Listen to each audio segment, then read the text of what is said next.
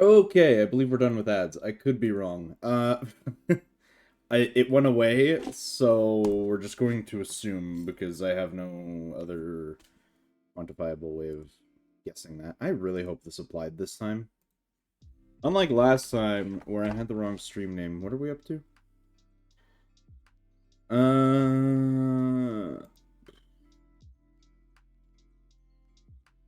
Nope, that's a clip. I really don't like that it doesn't display my streams. Okay, no, it did update. Cool. We are going to do some F1 racing today. Also on that, I know I don't typically stream on Fridays, sorry. This Friday, I will be doing a stream, except I will not be the one playing video games. Which sounds weird, but I'll get to it in a minute. So on Friday, I will be teaching my mom how to race the simulator. And in a month from now, my 24-hour live stream will have ended. On March 7th, I'm starting a video game dev live stream where we will do something. March 7th? What did I say? February 7th. Sorry, I'm in the wrong month.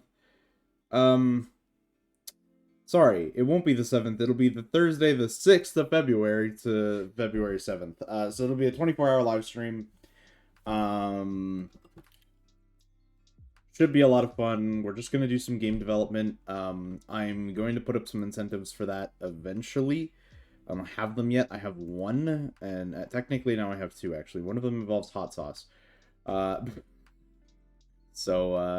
stay tuned in for that. We'll see if I actually have to do any of the torment that I must do. Yeah, I think it'll be interesting. So we'll see what happens. Today, though, we're just going to do some straight up racing. I haven't done a lot of F1 in the past couple of days, and that's mostly because I haven't been able to do it. So it's mostly because there's been other things going on. So we'll see if the stream is only this or if we're going to be doing other things. Today is Spain. I didn't make this ghost yet. Hold on. Today is Spain, which should be really cool. I like Spain. It's a good track. However, we're at an F2 car, so it might be miserable. We'll find out. I think the AI is set too low of a difficulty. I think it's at 50 right now. Just because I was trying to get my bearings. So we'll see how today goes. Probably not well. I only have the choice of a hard tire, really? Okay. Well, let's go out.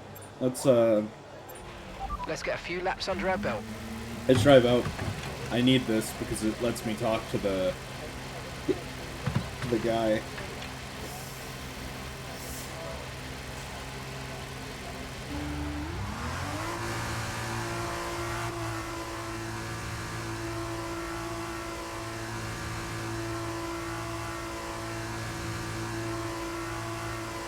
Very loud. I'm gonna calm down the audio a bit. So for anyone who's curious, or who has never seen F1 before, in this camera view, the reason I like using it so much, is for you guys mostly. You can see down there, the green bar is my gas, like my throttle, and then the red bar that isn't there right now is brake, which is now there. So that's just to give you an indication of what I'm doing. Alright, I can't be flat out there in F2. Formula 2 cars are not that great. Sorry, I have the F1 line memorized. I do not have the F2 line memorized. It's fine.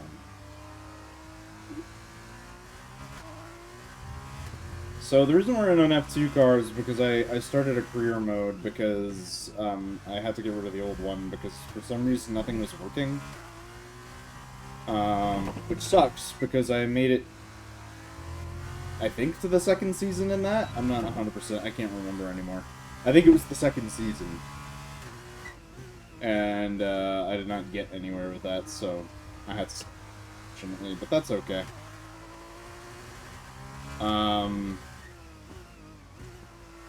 gives me more of an opportunity to learn the wheel, and I turned assist back on, and the reason I did that is because, for one, it gives me a chance to kind of practice the techniques that I need to know for F1, like trail braking and all of that stuff.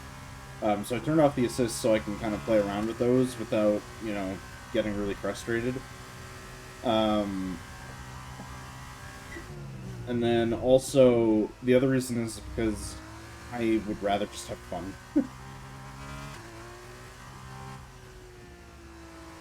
Especially on stream, I would rather just have fun.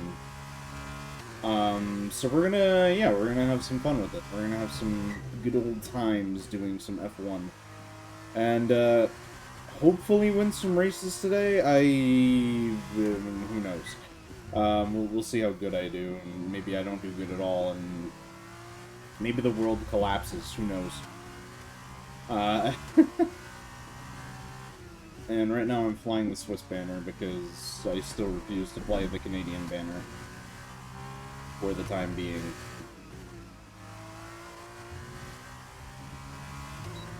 It's okay, it might not even exist anymore next year, so...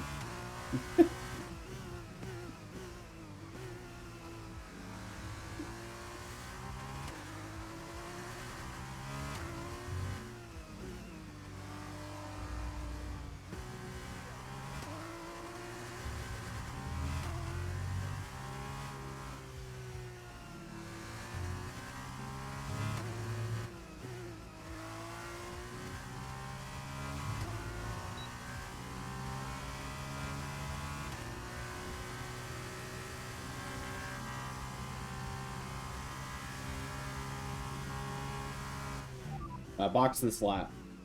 Confirmed, we'll receive you at the end of this lap. Thank you. Favorite feature in the whole goddamn video game. I love just being able to speak my thoughts and then let it figure it out.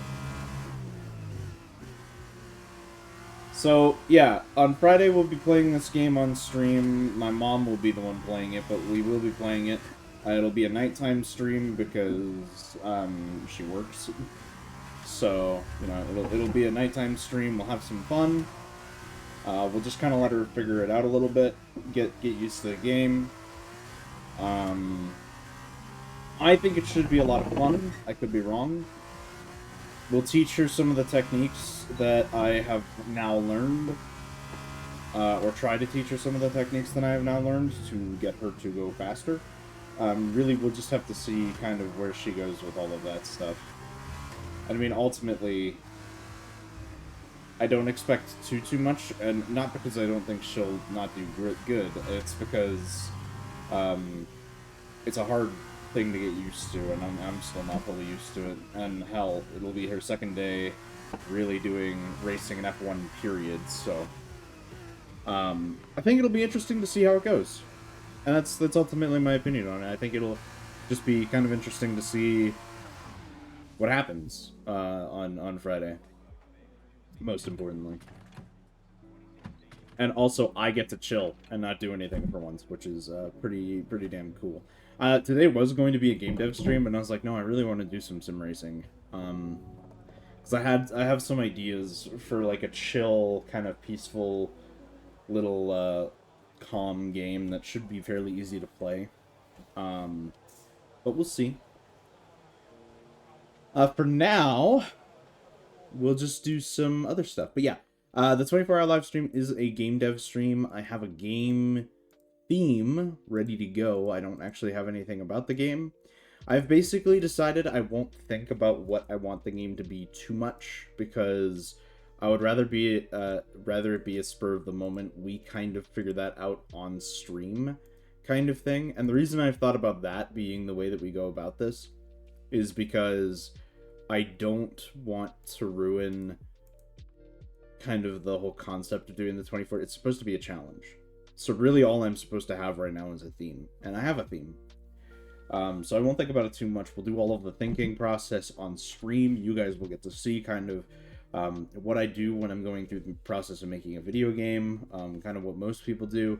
You'll get to see the process of learning in the mechanic that will be the main mechanic of the video game. So yeah, I think it'll be a great time. Hopefully, we'll see. But yeah, I think it should be pretty interesting, and we'll kind of see how it plays out. I think it'll be fine, but who knows?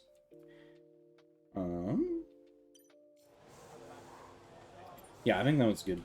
It wasn't the greatest time. Obviously, I cut down on a second already, but we'll see what the AI does, because I don't think it's going to do much better.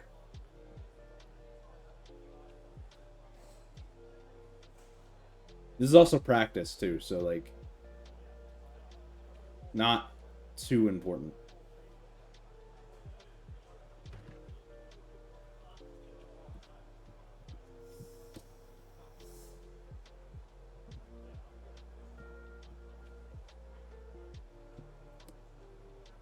I do have a steering wheel, by the way. I'm not playing with my controller. My controller is usually not used anymore. The only thing I use it for is if I'm doing like some emulator stuff. I use it for some other stuff too, but not for racing anymore. Unless it's like Forza, and then I use it. But... An interesting practice session there. Then let's remind.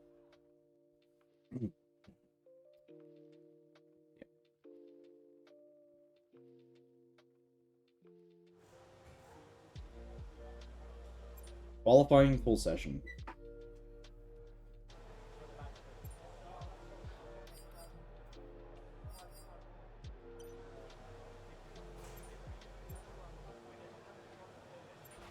Checks complete. Everyone be aware, we've got a car leaving the garage. Another car just left the garage as well. I heard the engine rev up like immediately. Yeah, there's a car missing in that garage.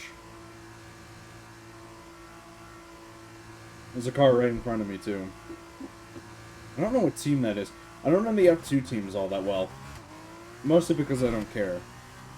I know the F1 teams, obviously, but I don't know the F2 teams all that well. It's not a thing I concern myself with typically.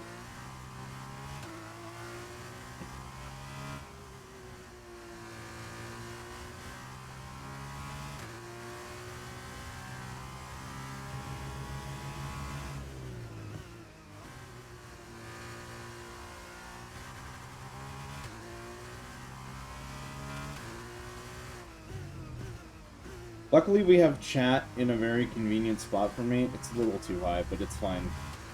I have chat in-game, which is really helpful because I can actually read chat while driving.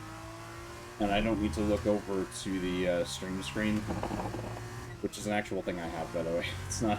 I'm not making that up. I do have a stream screen, which basically tells me who's live, like who's watching and all that stuff, but I don't pay attention to it anymore.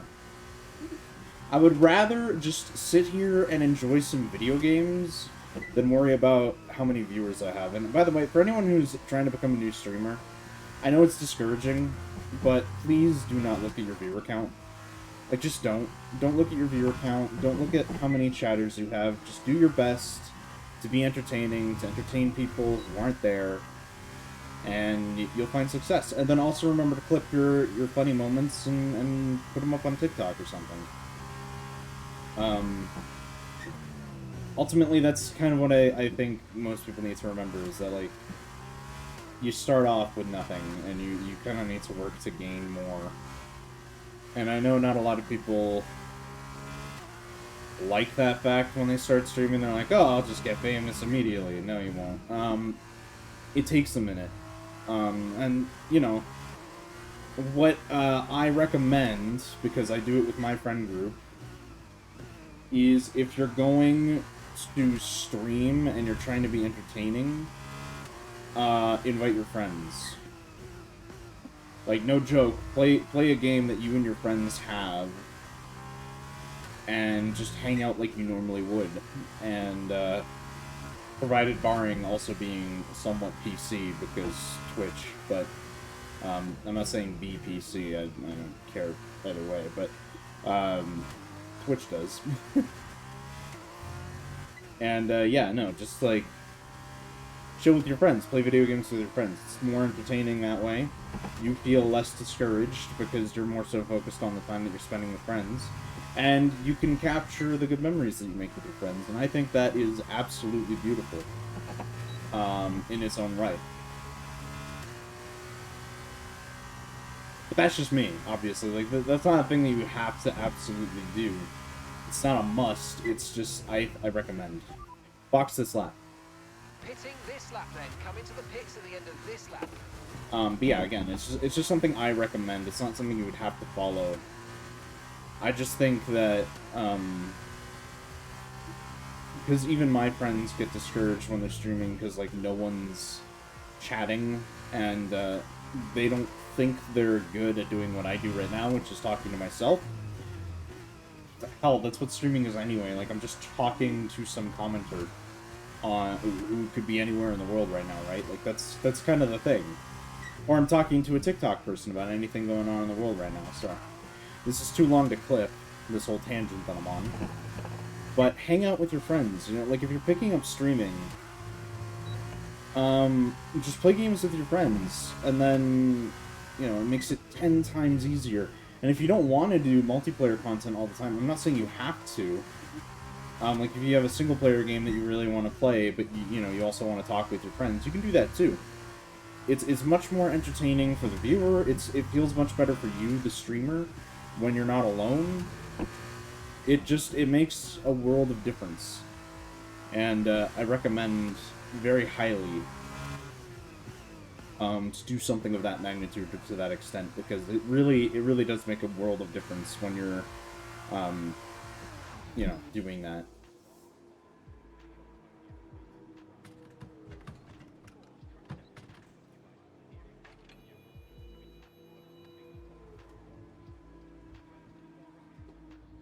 I do not like the F2 car. I won't put that out there. I do not like it. It's slow, it's sluggish, it doesn't feel as good to drive. We'll be in an F1 car by the end of the stream today, for sure. Unless, you know, my friends come in and are like, hey, you want to play this game? And then I won't be, but for now, it's pretty much a guarantee I will be in an F1 car by the end of the day.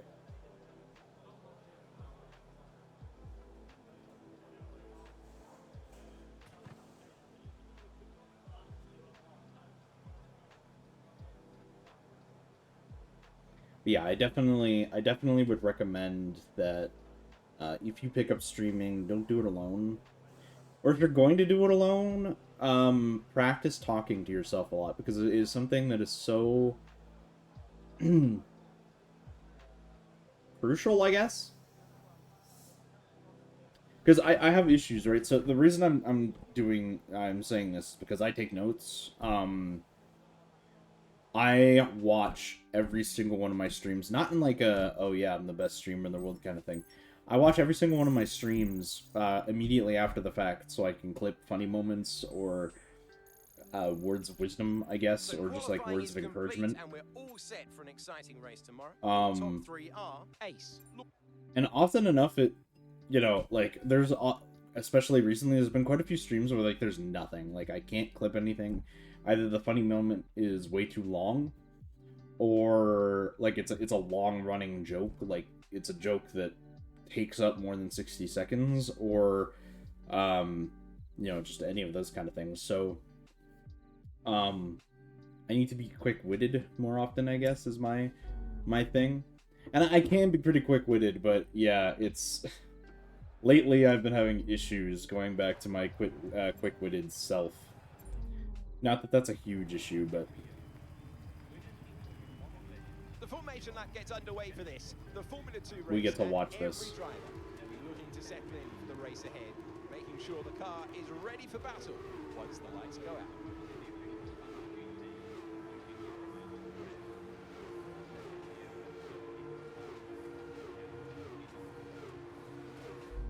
We are almost ready to start the Formula 2 race as the cars take their positions on the grid, with the drivers and teams making their final preparations.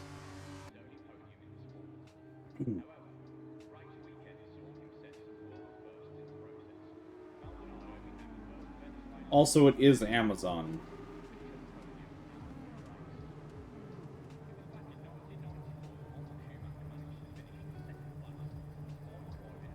Amazon warehouse services or something like that.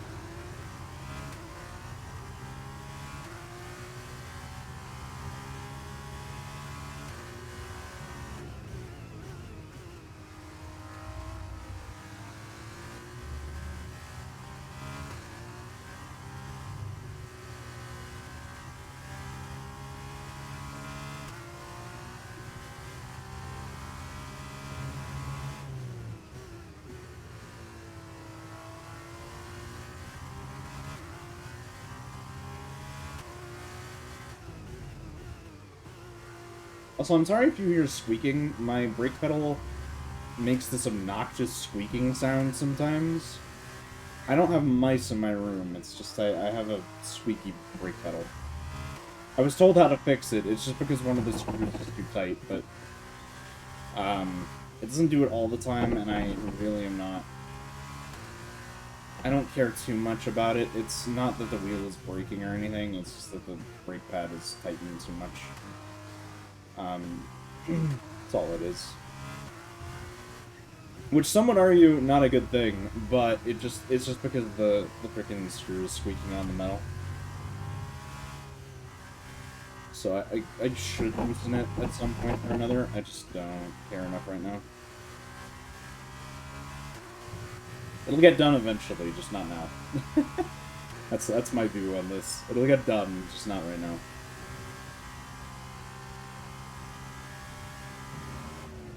Ghost chat should be about substantially lower than where it is right now.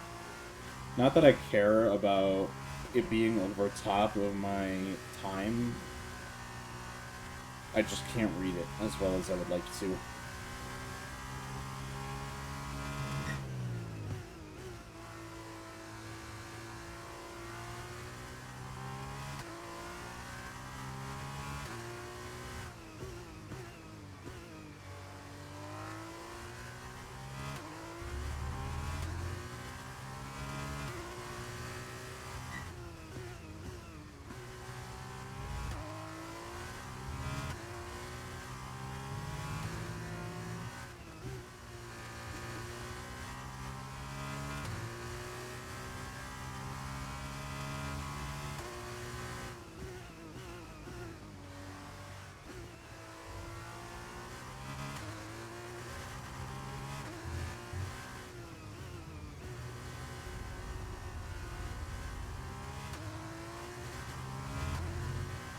By the way, if anyone wants to get into sim racing, tip. You don't need to have a steering wheel to get started anyway. If you want to be good, like if you want to get really good and have fast times and stuff, then I'd recommend getting into a steering wheel. But first, like... That's a new fastest lap of the race. Thanks, game. First, what I would recommend is you play a game and see if you like it. And eventually, if you find yourself more interested in getting into sim racing, then save up for a wheel. And there are a few wheels that I would recommend. I definitely recommend the G29, having it be my wheel that I'm using currently. It's a really good wheel, despite what some of the internet seems to think. Most sim racers seem to think it's actually a really good all-around wheel, but it doesn't feel as smooth as like a T600, so I also recommend the T600. The reason I don't typically recommend Thrustmaster is because they're very cheaply made and very expensive to get. Like most Thrustmasters are made of mostly plastic, including the T600. But the I have some flight sticks by Thrustmaster. I didn't buy them. I was gifted them, but they're pretty good. They do feel cheaply made, but they are very good. They respond somewhat decently, although recently they've been kind of misbehaving, and I'm not sure if that's because of how much I've used them over the past little while, or what, because I've used them a fuck ton. And pretty aggressively too, because Star Citizen is crazy. But yeah, so like, I just, you know, if you're gonna get into sim racing, use a controller or a keyboard, whatever. Just pick a game, and if you like the game, drive it. And then if you really like it and are still interested in, being a sim racer, get a steering wheel. It doesn't even matter which one. You don't need to invest thousands of dollars in sim racing. I'm literally sitting on a wooden chair for this right now. I do have an office chair, but because it moves around so much, I went and picked up a wooden kitchen chair. I didn't pick it up, but someone gave me a kitchen chair to keep me more stable and in place.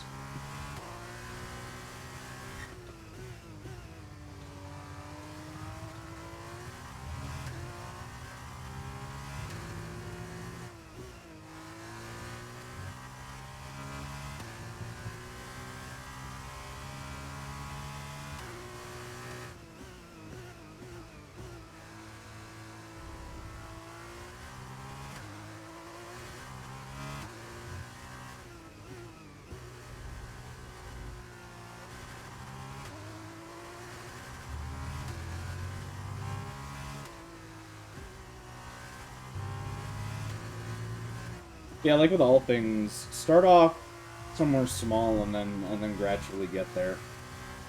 Kind of what I did for sim racing. And I am by no means a professional. I've had this wheel for what, like a little over a week now. And it's been treating me amazingly. Like, not a word of a lie. I really do like the wheel. I get people's complaints because it is gear operated. It feels a little rough to use. And then in some instances, the wheel will buzz because the gears decide to grind together. Like when you've hit the full lock of the video game you're playing, the gears will grind together because it's trying to push it away from that spot. Even if you're just, like, at the bottom or at the edge of where it's supposed to be. So that's not great. But it's a fun steering wheel regardless. And, it works really, really well.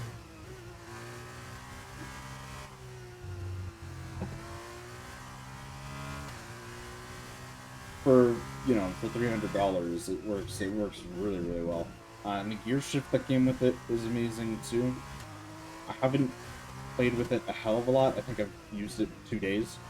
Because I was practicing my manual on a simulator, my manual driving.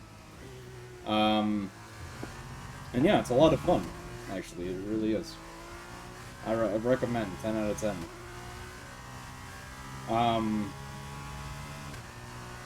Obviously I do have some gripes. Depending on what game I'm playing, something makes the occasional popping noise, and I'm not sure what it is. I've looked it up on the internet, and basically, as far as I can gather, it's the mounts that occasionally pop out of place and then pop back into place. Depending on what you're doing or how aggressively you're steering. So that's comforting. But ultimately, yeah, no. As far as I can tell, like, it's a really sturdy steering wheel. I mean, it's lasted a week so far. Where I was told that some Thrustmasters don't even make it 2 or 3 days, so... Not that I'm gonna gripe on Thrustmaster. They have very smooth-feeling steering wheels, and I know this because I've raced on a few. And they feel good to drive. But this is just awesome. In its purest form. Like, and the steering wheel isn't big. It's probably half the size of a real steering wheel. For a couple of reasons. One, it's only supposed to be on the desk. It's not for an actual car. And for two, it's also a racing wheel, so it's going to be smaller anyway. Because you need to be more able to reach all of the buttons and things that are part of the steering wheel. Which there are a crap ton. So I have a 23-point selector slider thing, which eventually I will set up to modify my my differential, or my brake ratio. There's an up and down button on it, which I believe is meant to be for cruise control. And there's a enter/select button, which, because I bought the PlayStation version of the G29, if I had bought the Xbox version of the G29, I would not be having any of these things. So I bought the PlayStation one because it's the exact same price, and I still know how to read PlayStation configurations and stuff like that. And most games are compatible with it anyway. I think the only game I've run into that doesn't like it so much is Forza Horizon, because it is an Xbox exclusive, technically. It's a Microsoft game. Okay, be aware, the grip levels are going to start falling away soon. So, yeah, it's a thing. But, I really do like the steering wheel. It's really nice. And I'm also getting better at, talking while driving. In racing. Which is, not something I thought would happen only on the first week. I thought it would take a lot longer, because the amount of focus you need in order to drive with a sim racing wheel is a lot. And if you fuck up, you fuck up pretty heavily, too. Even with assists, I've noticed, if you screw up, you're gonna be in a ditch somewhere. I love it, though. It feels really, really good. Okay, so we're leading our teammate by 11. And it's really fun, too.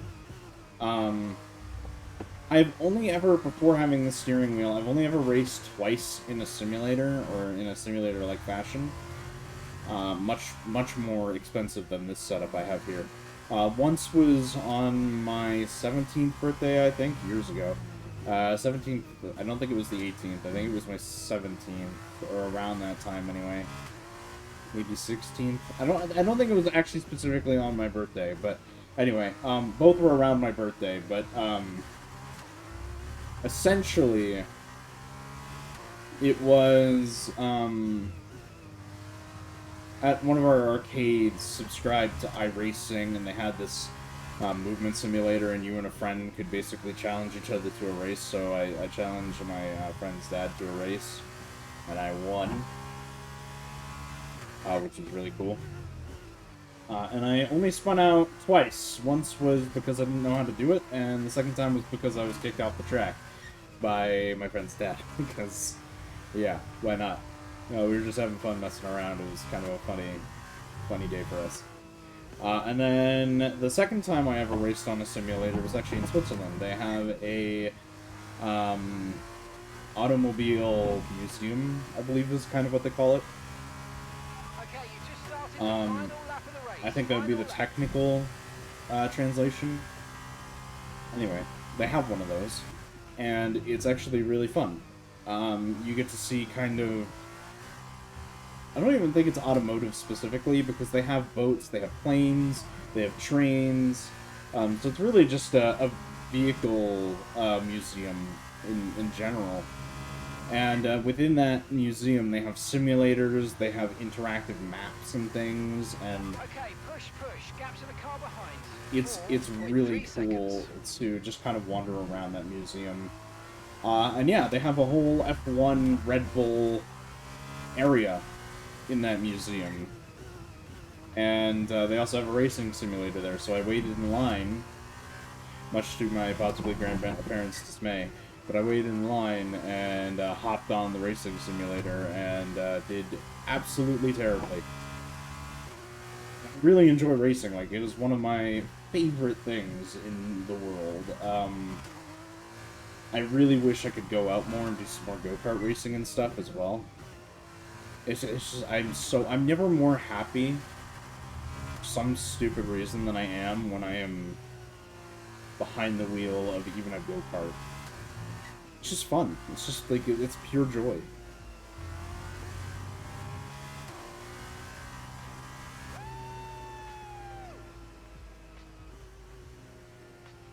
Ah, fantastic drive. That's just fantastic. Amazing. You deserved that race win. Well done, mate.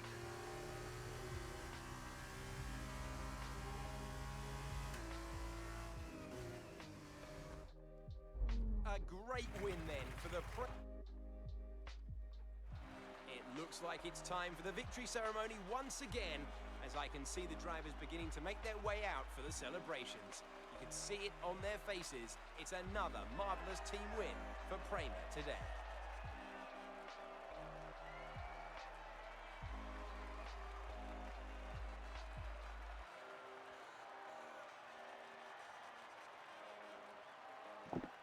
Ace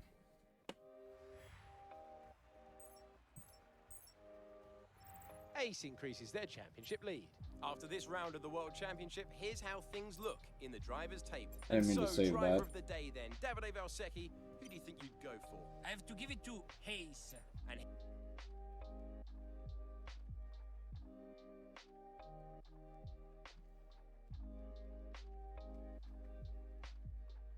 Now in the Austrian Grand Prix.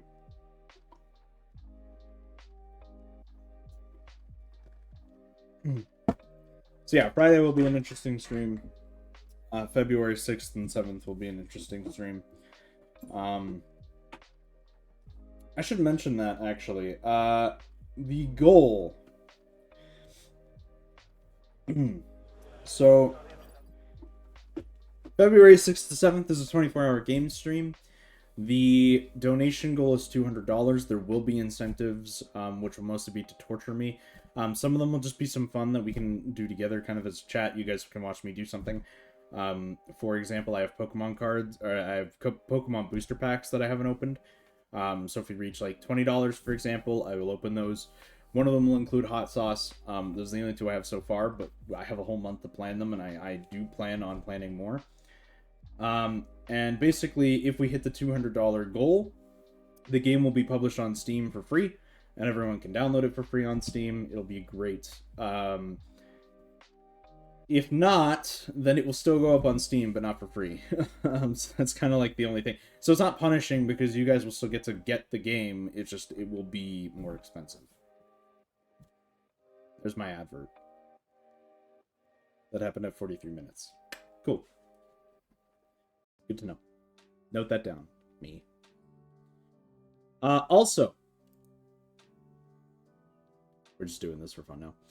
Please check out Blockhopper. It will be 75% off starting January 31st to February 7th. So please check it out.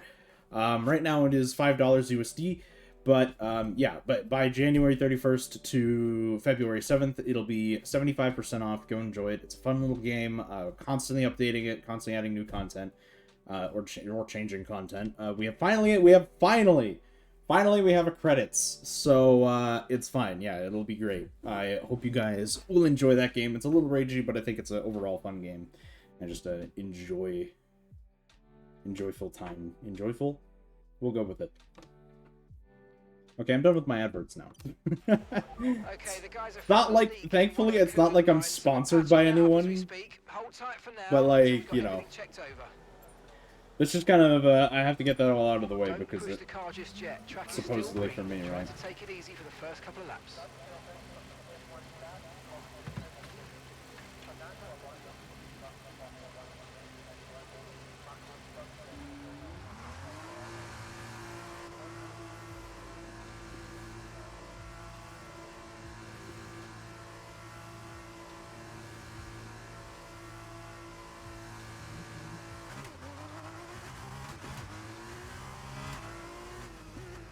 I have a workout I have to do later today.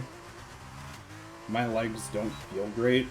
I'm not gonna lie, it's partially because of this. This is really exhausting, especially for the legs. Okay, just want to remind you to keep an eye on your tyre temperatures, which you can do on the temperature panel of the MFD. We monitor carcass temperature and surface temperature, and you'll get the best performance when they're both inside a normal operating window. Surface This is temperature what he tends to means. fluctuate faster, so try a few laps with the data open and get a feel for how to control them. This game also makes me burn quite a lot of calories, and I didn't realize it. I thought it was pretty insignificant. It's actually not. Because the amount that you have to move your legs and stuff like that, and you actually put some, like I said, if you fuck up, it's pretty bad.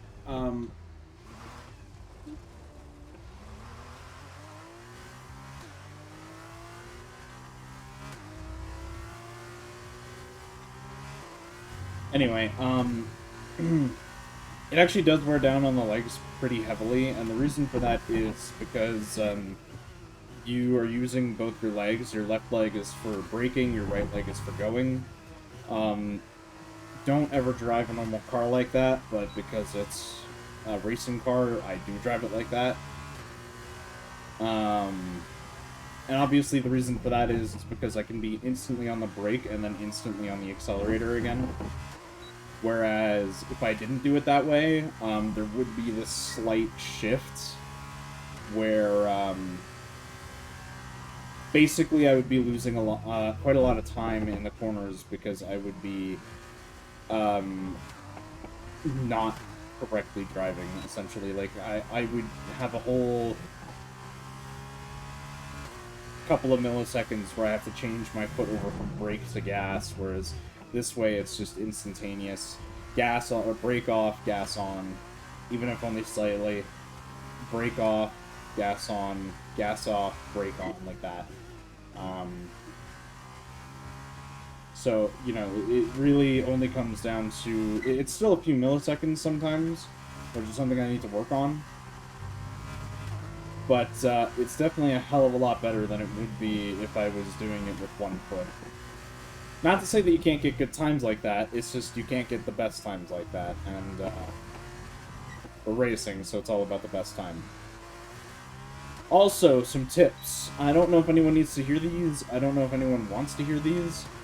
Never turn your steering wheel more than 90 degrees if you're doing F1 specifically. And the reason I say that is because none of the corners need you to go further than that, unless you're racing Monaco. And then indeed, you do need to turn it more than 90 degrees. You will need to turn it, I can't remember what the exact metric is, but you will need to turn it substantially more than 90 degrees for that specific hairpin. But yeah, other than that, don't go over 90 degrees. Turn smoothly. Basically, you need intent. Use up the full width of the track. I know I have the racing lines somewhat on for corners. Notice how I'm not really fully following it, because you can take up more width of the track than the game tells you can. And never mind that, you can also, for some corners, you have to brake earlier, and for some corners, you can brake way later than the game tells you to. And some of them, you don't even really need to brake at all that it says you should brake for, so there's that. But yeah, like for instance here, I'm wider than the game tells me I should be, and then we're just going on a narrower there. But that's my bad. It's not the game's fault. But yeah, there's just some really cool things you can do with that. I think now it's time to box. Box this lap. Right, let's have you in at the end of this lap, please. But yeah, so it's a really cool kind of thing. There's a lot of things you can learn. Fishtail braking is one of them. I think it's called fishtail braking. Where you're 100% on the brake, and then as you get closer to the apex, you just slowly kind of get off the brake, and then you get onto the gas immediately thereafter. That kind of speeds up your whole process. I know I haven't been doing it that well, but yeah, it's a really good thing. And if you're worried about your brakes locking up, at most speeds they won't lock up when you do that. Just want to point that out. In the F1 car, like, if you do it initially, it will not lock up.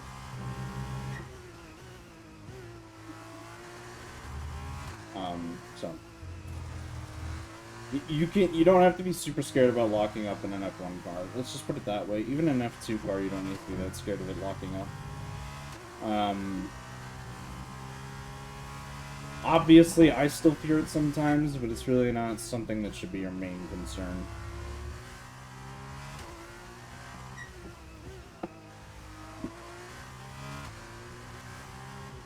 Just my tidbit.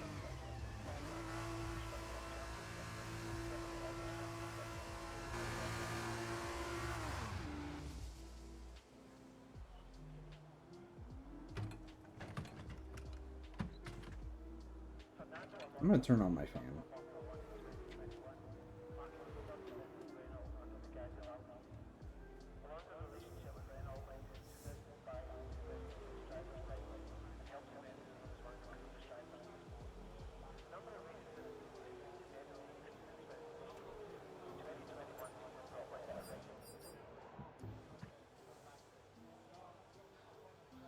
I'm not worried about it.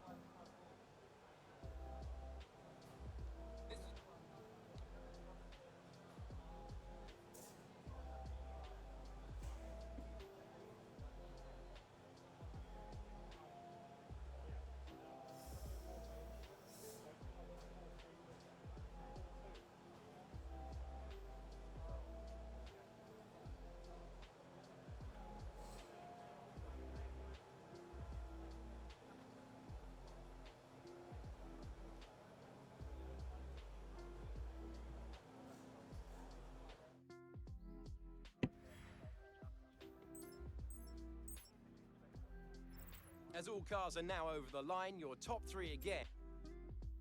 Yeah.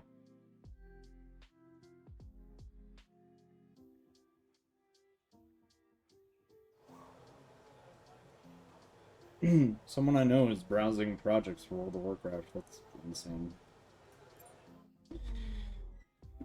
I don't even think I actually know that person, to be honest. I have so many Discord usernames that I don't know all that well anymore. Okay, when you're ready, let's go. Oh, we're on Super Softs. Hell yeah. You never see them any other time in F1. Like in the F1 games, you only ever see them if you're doing F2.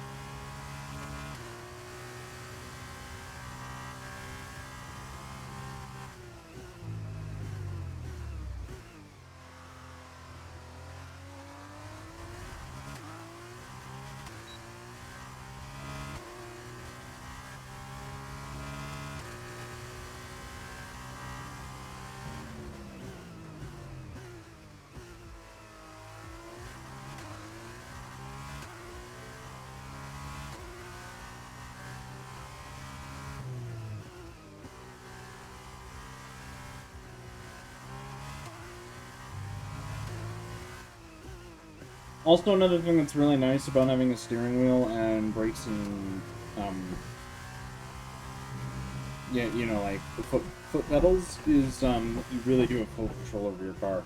Like, there are some tracks where being flat out is absolutely not the answer, but it's really hard not to do that on a controller. Like, you can do it, obviously, I've done it, but it's so much easier to get the precision that you need from a steering wheel, even if it's a cheap one. Like, it is so, so nice. The good thing about this wheel, by the way, I will continue praising this wheel. Not in hopes of a sponsorship, that's never gonna happen. It has 900-degree radius, so, turning radius, so it goes two ways, in any direction. It calibrates itself almost constantly. Like, this is a complaint. I plugged it in and it calibrated itself. It scared the fucking shit out of me. And occasionally it'll do it on its own sometimes, and I'm not sure why that happens. But sometimes the steering wheel will recalibrate for whatever reason. The steering wheel can never be wireless. Like, if you want force feedback, it needs to be plugged in. I don't get that either. Like, it never charges. It just has to be on its power supply all the time. Which I kind of get, and I kind of don't. It makes sense, and it doesn't at the same time. Why say it's a charger if it literally needs to be plugged in 100% of the time if you want force feedback? And I looked it up, too, because I was like, there's no way this is the case. It is absolutely the case. And we shall return to the garage because I just realized we're out of fuel.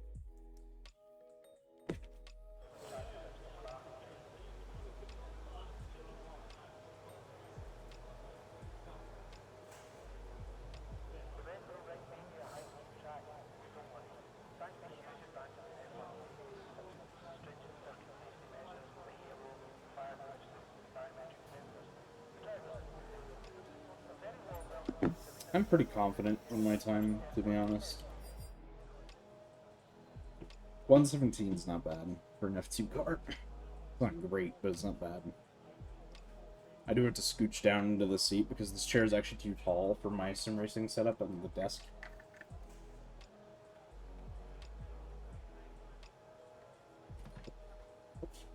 So I do have to slouch down slightly to get into a nice comfy position.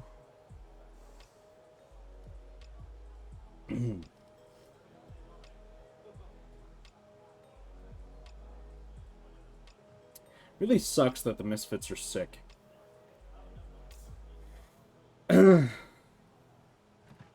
Yesterday I played video games with them. We played Marvel Rivals. That was a lot of fun. But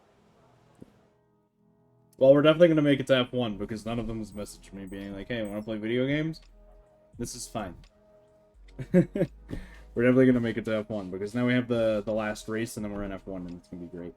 My one gripe, the steering wheel, and I was worried about it at one point. I'm really not anymore.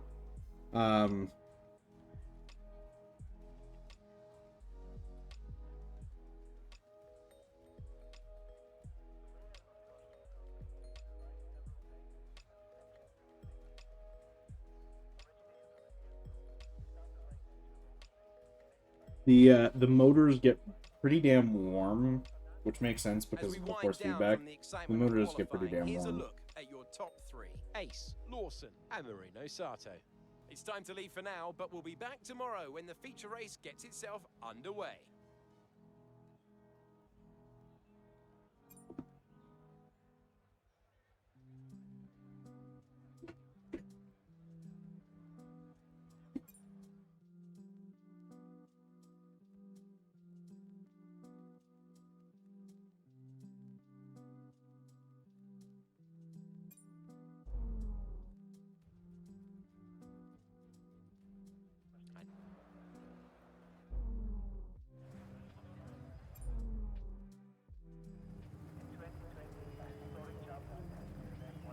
The formation lap gets underway for this, the Formula 2 race, and every driver will be looking to settle in for the race ahead, making sure the car is ready for battle once the lights go out.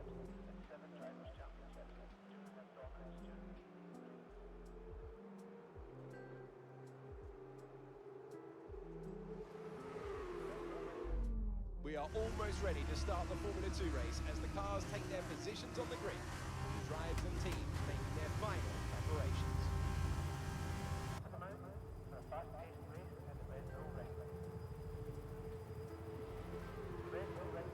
Oh, we're racing on Super Softs? I feel like that's a bad idea. It's a 10-lap race, but okay.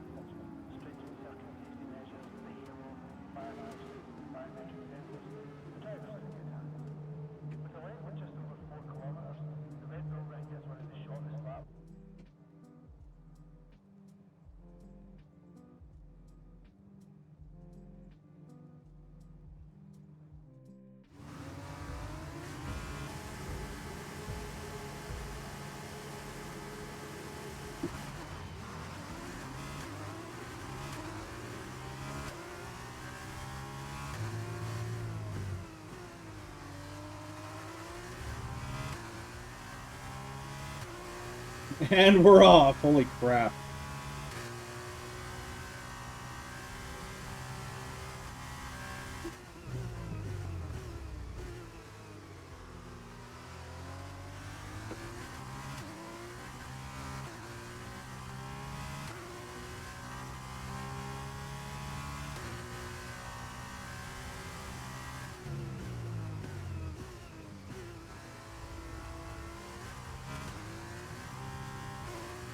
God damn, that lag is a nightmare. When a game freezes like that, it's not often, but it does happen.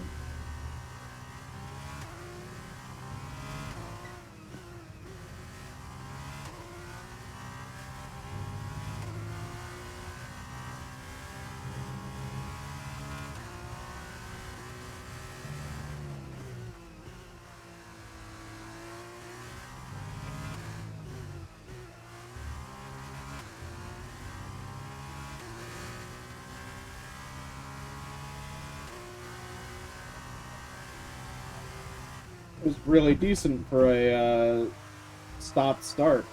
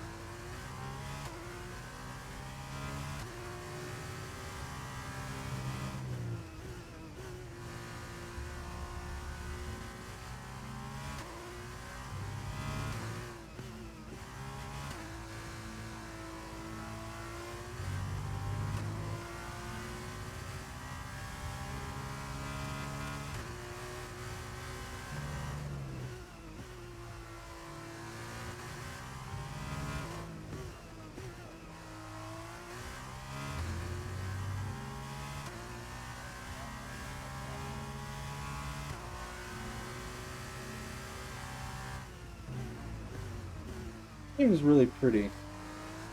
And not even as a joke, like, it actually does look really good for, the 23.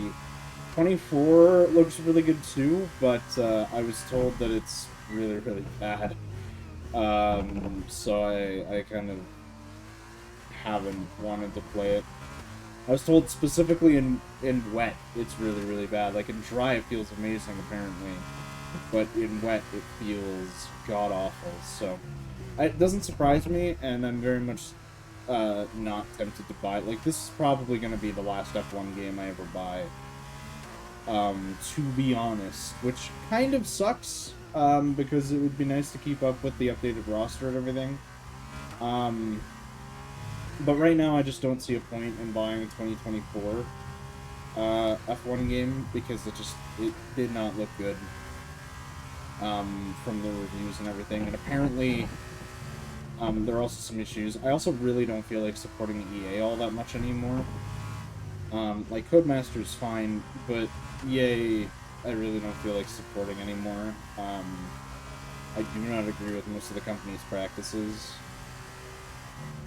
Especially the whole DLC thing, and everything needs to be a freaking Game Pass, and, like, I do not agree with it. The company makes enough money. Why are they trying to extort more from the gamers? Luckily, it's not made by Ubisoft, because if it was made by Ubisoft, I would never own it in the first place, because, yeah, no, I do not support Ubisoft in any shape or form.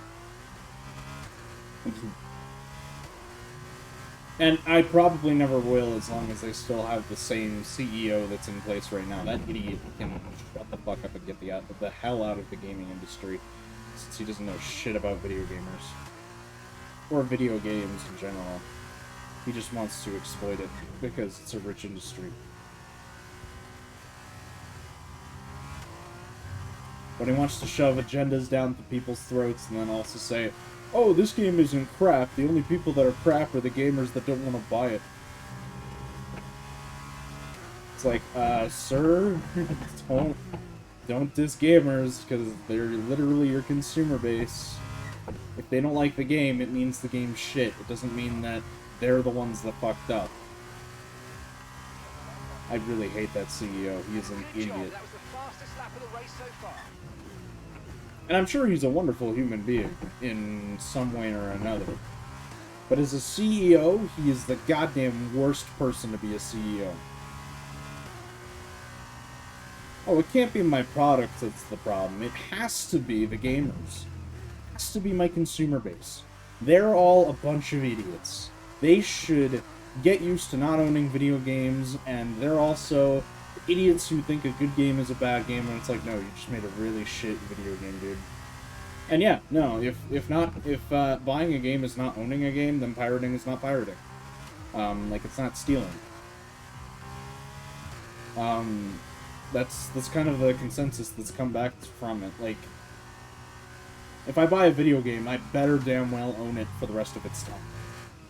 Right, like, at least with F1 22, I think, and 19. I don't own 19.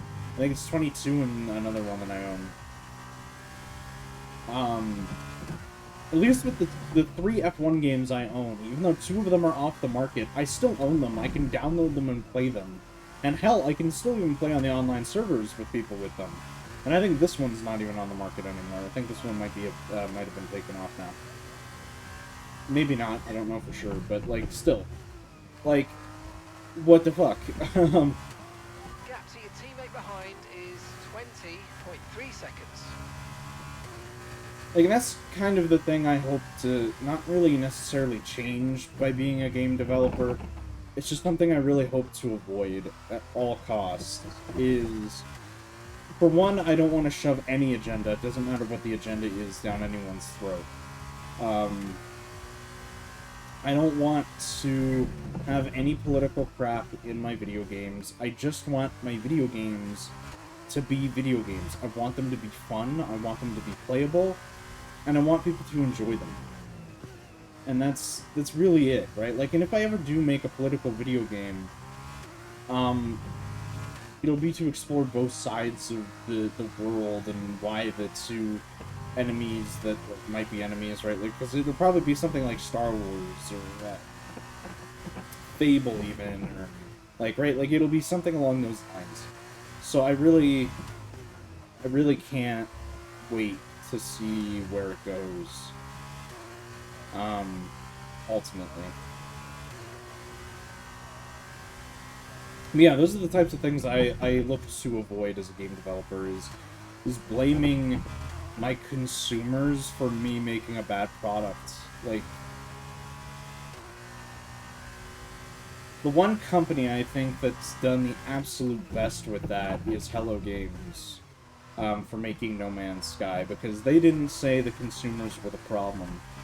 They knew they underdelivered, and to this day, No Man's Sky is getting updates, and is now possibly one of the best video games on market for that specific genre. And now they're making a medieval fantasy game that is on a planet the size of Earth, and that game I cannot wait for. I think that will be potentially one of the best video games for that genre as well, especially if they actually deliver on it and keep to what it is right now, which is they haven't announced a release date, and I really hope they learn from the mistakes that they made with No Man's Sky, where they do not, because I don't want to say that the company is going to be completely innocent of any fuck-ups. Like, my company definitely won't be, like, my video game development studio definitely won't be innocent of that. And, like, everyone screws up, everyone makes mistakes. But I really hope they learn from theirs and don't establish a release date until they're actually ready for release. Because it really is really annoying when a video game puts back its release date 2, 3, 4 times just because the game developers, or not even the developers sometimes, just because the company pushes it too far. Because, like, it's really interesting hearing the perspective of game developers and them having so many really cool ideas for video games. Like, even Star Wars Outlaws. The game developers had so many cool ideas that would have been amazing. It would have made the game 10 times better. But because the studio wasn't there to make a good video game, they were there to push some form of an agenda or another. And they just under-delivered on the game itself. Like, holy crap.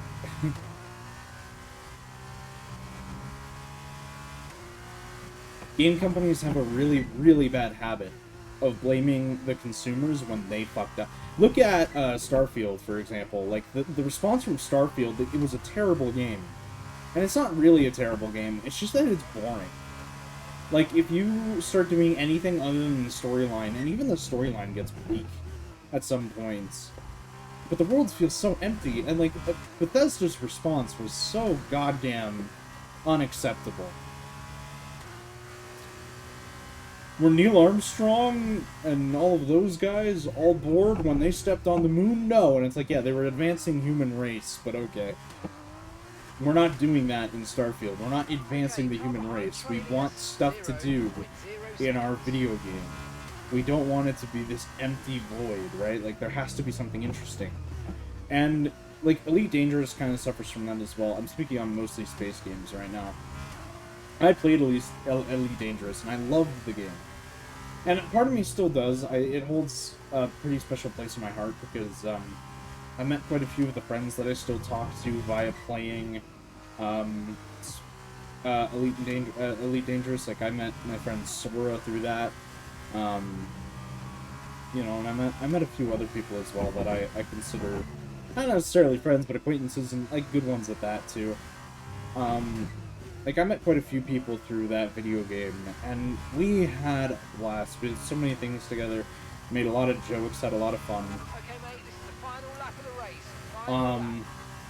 And yeah, a part of me misses it, but also at the same time, like, I got to the point in the video game where I was rich, and the only thing I could really do was faction quests to progress anywhere.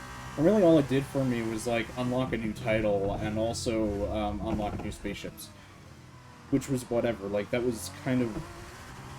Like, to me, it was kind of like, whatever, I don't really care. Or I could unlock, like, a super carrier. Which, again, wasn't really on my list of things that I cared about, and it still isn't. Like, whenever I think about Elite Dangerous, it's like, yeah, there are all these really cool things. However, I don't care. Like, I just don't. The game has lost it for me, and, like, while I might return to it every now and then to do the stuff that I really like doing in that game, trading, not so much anymore because they kind of changed how that works, but, like, doing the exploration stuff, kind of anyway, ultimately, my favorite space games have been No Man's Sky and Star Citizen, as of right now.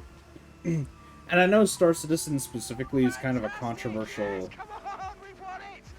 topic. World champion! What a result! Enjoy this one, my friend. Enjoy it.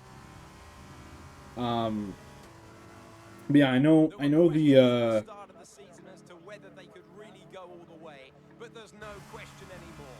What a special year it's been, and here they are, the new Formula 2 World Drivers' Champion. Here's our winner pulling their break. Yeah, and I know Star Citizen's kind of a controversial one, but the Robert Space Industries actually seems to be really trying their best to deliver on promises, as well as deliver the product that the people want that are buying the game. Myself included, because I bought the game. I bought it specifically because my uncle told me to buy it, and I was like, yeah, I have enough money, let me buy it. Maybe we can play together. We haven't. Besides the point, though, it has been... It's been really cool to see Star Citizen grow since I bought it 2 or 3 years ago now. And yeah, it's just been a joy to kind of experience it and watch it grow. Okay, here's the thing. I don't know which team I prefer here, so I don't like Ferrari as much as I used to. Couple of reasons, and one of the main ones being business practice. And this comes down to business practices, which is kind of bad for me to say because I think most of my family are partial to Ferrari. I don't care for racing for Red Bull. I know I just did, but I think I'm gonna go for McLaren because I like their cars. That or I mean, Ferrari's not bad. I might go Ferrari. That or Aston Martin, maybe. Mercedes is also pretty cool. I think I'm just gonna go with McLaren because I like their cars. My teammate will be Lando Norris because I like Lando. Cool. Glad we've established that. Let's remove that from that. Miami, I don't want to do Miami, so we can do Australia. Canada, Austria, Great Britain, all great tracks. Belgium is a beautiful track as well. I kind of want Spain to be part of the list. So I might get rid of that one and add Spain. Then these are some of my favorite tracks right here. I really wish when they say custom that you could just select, like, kind of like with the Grand Prix when you go into F1 World, where you could just select some tracks and then be like, yeah, this is my season. I wish they would let you do that, but they don't. Great, that's everything we need. You can go back and edit anything we've done so far. Yeah, now we're in a McLaren. We're in an F1 car. We made it. We're successful.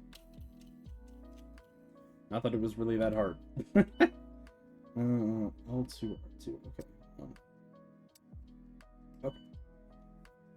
So luckily, because we're the driver and not the company owner, I don't need to do anything. R&D is automated. All of the calendar stuff is automated. The only thing I need to worry about is like driver perks and stuff like that. So I'm gonna do engine wear.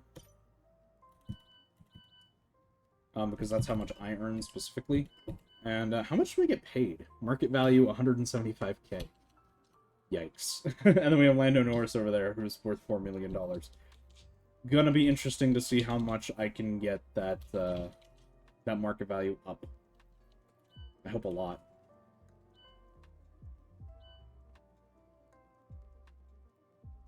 Yikes, it's really bad.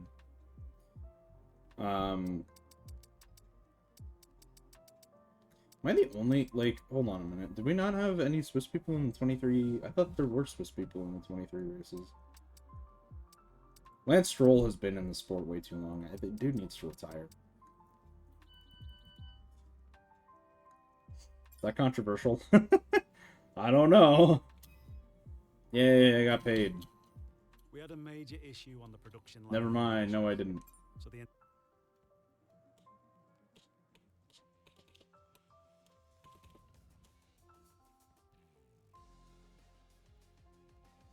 does look really good.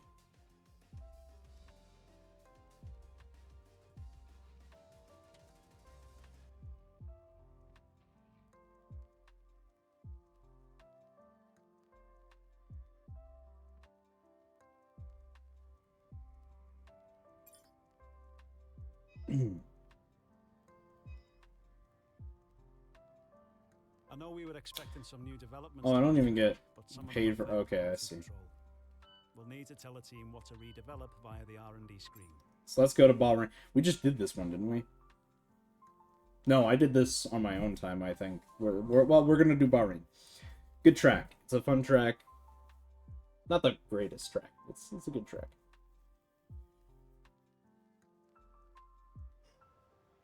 Hello, I see you found your workstation.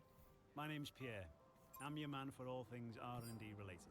So This is kind of the same thing with F2. There's not a hell of a lot different. There's some different stuff, but be sure to give me a shout. Okay, so we do have the 3 practices. Qualifying format should just be short. The full basically would mean that we'd be doing all of them. We're not going to be doing that. Session length, sorry, should be short as well. Should be interesting to see how we race in an F1 car now over a F2 car. F2 cars are pretty damn... This gets really hot. Like, it genuinely... If I ever get cold, I can just put my hands on the motor, like, area. It's really, really warm. Hello and welcome back finally to the hustle and bustle of Formula One. The F1 2023 World Championship is about to get underway. We cannot wait to get started. Last season saw the biggest raft of regulation changes in years, and we're excited to see more of that wheel-to-wheel racing. The big question is, though, can anyone challenge the dominance of Max Verstappen and Red Bull? Well, all the teams have been working so hard to get ahead in the development race, looking not only at their own car, but those of their competitors. Thousands of engineers working hard back at the factory. We come to the racetrack and we focus on the 20 drivers, a pinnacle of motorsport. But it's important to remember this is very much a team game. And watching that technical battle unfold throughout the year will be fascinating as everyone looks to get to grips with these new regulations. Meanwhile, the F1 World Tour features all the classic highlights. Monaco, Silverstone, Singapore. Great to see all those iconic tracks back, but also a few surprises. Qatar is back after a year away, and the inaugural Las Vegas Grand Prix. The glitz and glamour of Vegas, flat out down the world-famous strip. I know all the drivers have been so excited about this one ever since it was announced. Okay, that is enough from me. Let's get cracking with the action.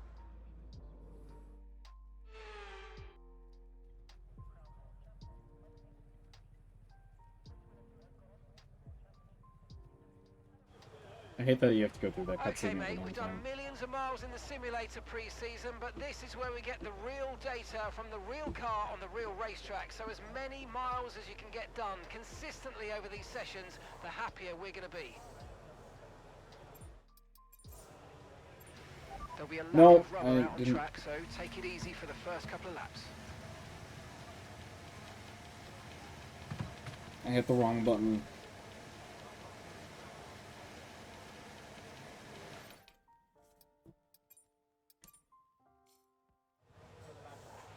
Okay, mate, we've done millions of miles in the simulator pre-season, but this is where we get the real data from the real car on the real racetrack. So as many miles as you can get done consistently over these sessions, the happier we're going to be. Okay, first things first.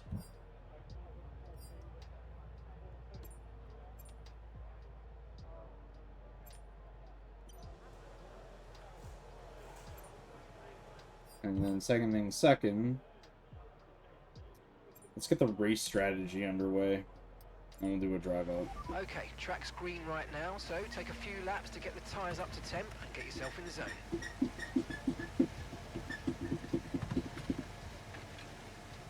Hear that squeakiness? Oh yeah.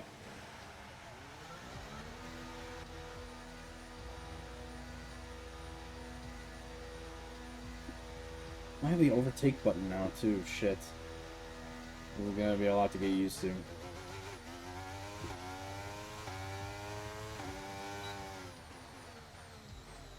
But yeah, no, definitely a lot different than definitely a lot different than the F2 car, that's for sure. Much more nimble and ready to go.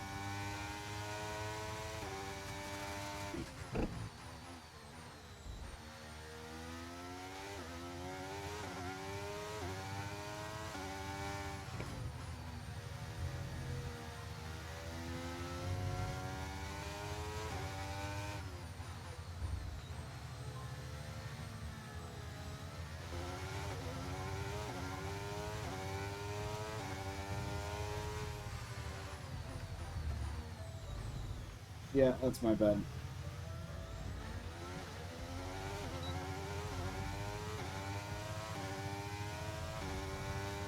Gotta get used to the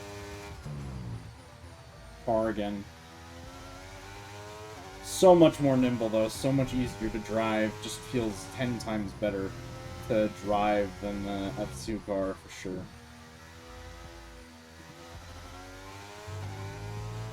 We're just trying to burn off the energy, and the reason for that is because of wear and tear on the engine specifically. If the charge is too high and it keeps trying to charge, it wears out the storage of the battery. And then if it's too low, it wears out on the wear of the battery. So I like to keep it around 50 to 70%, just so I have that reserve in the tank. That's just me. I know that's probably not what's recommended, but it's what I go for typically.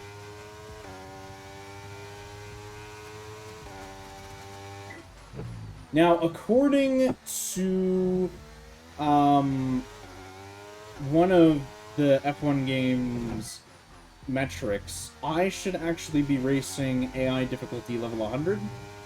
We will do a couple of laps, we'll figure out what my time was, and we'll submit it into that, because before it said on this track specifically, I should not be facing against level 39 AI. But for Spain specifically, it said I should be facing off against level 50, level 100 plus. So we're gonna find out today what the true answer is. Where should I really be on Bahrain for AI level? And part of me thinks it should be around 70%, 70 AI, level 70, because that's what it used to be when I was on controller. But now I'm driving much more smoothly. I'm getting in and out of the turns with much more speed. Even though to me it feels incredibly slow, I've been told it's kind of the opposite of that. Like, apparently I've sped up quite a bit since I got the steering wheel and the foot pedals and everything, because I just have so much more control over the car. And I trust my skills a little bit better than I used to. That was a 135 right there. That's not the best time I've ever had.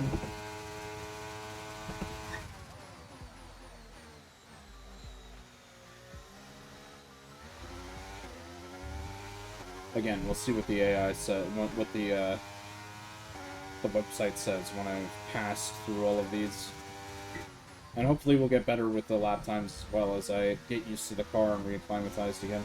Already I feel 10 times more comfortable and confident in the car than I did with F2.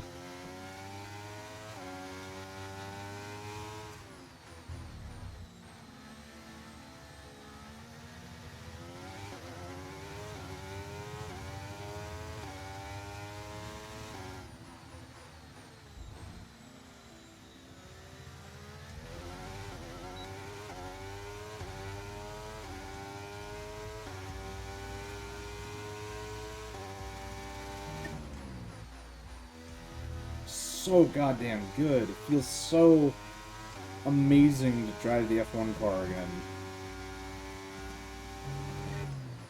And I can do my minor corrections if needed. Like, you can't do... Like, if you ever need to do a minor correction on controller, forget it. Because when you try to correct that mistake or correct the steering a little bit, you're not going to correct the steering, you're going to do this.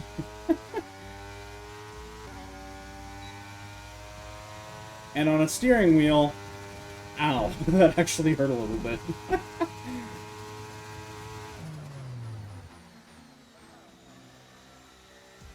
Yeah, I think that's overall my probably my recommendation, though, is just, you know, chill, have fun.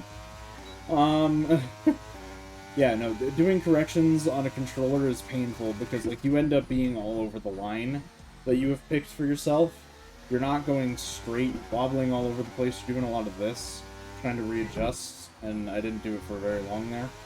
But like with the steering wheel, it's like, yeah, I can stay straight on my line, and if I do happen to go off slightly, thankfully, I can kind of get back on my line very smoothly, whereas with the controller, it's very janky trying to get back onto the line that I have picked for myself, or that, you know, if I'm following the games racing line, you know. So it just feels very janky, but this feels really good, actually. I'm really happy with this.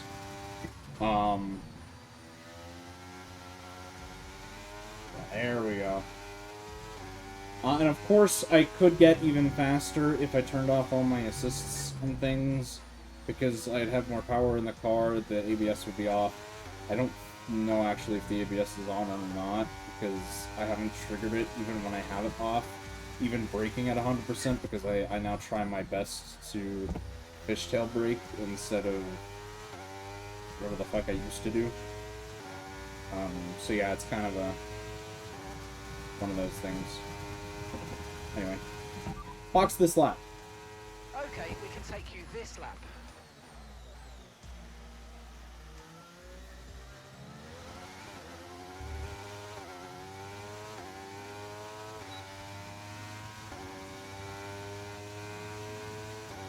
So we'll see, we have a 134.410, I think is my best time.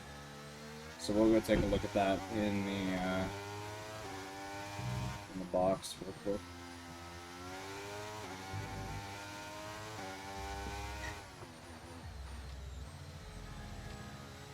Also, I only ever pick one of the 3 practice programs now.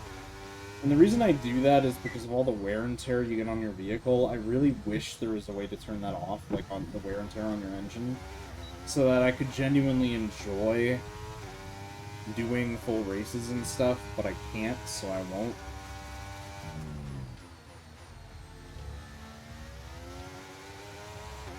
It's moderately unfortunate, but oh well. It's actually not even moderately unfortunate, it's just unfortunate.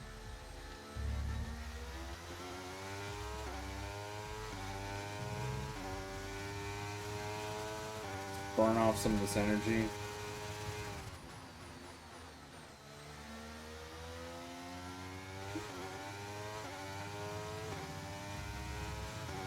Now it's spinning time.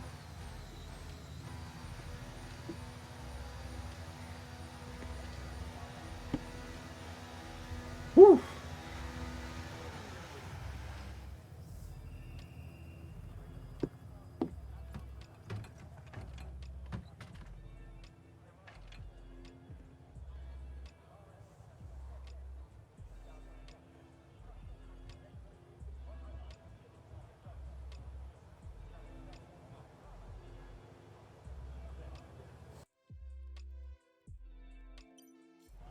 Well, they've been going for an hour and a half, apparently.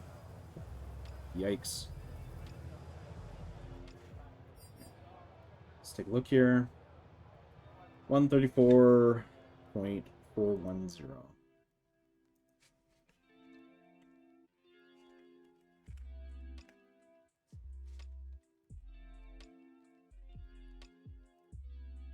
Run battering.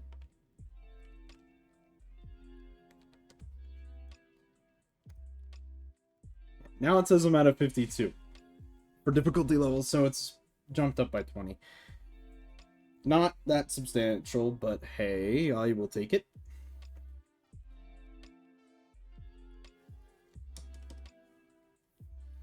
I'm sure I could get that time to be faster if I was in, because this is based off time trial. This isn't based off of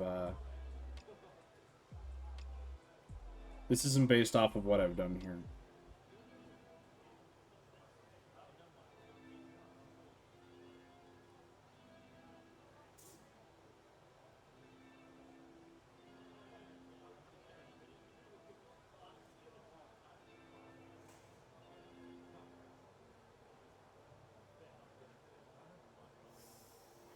Yeah, we can actually see that differential there.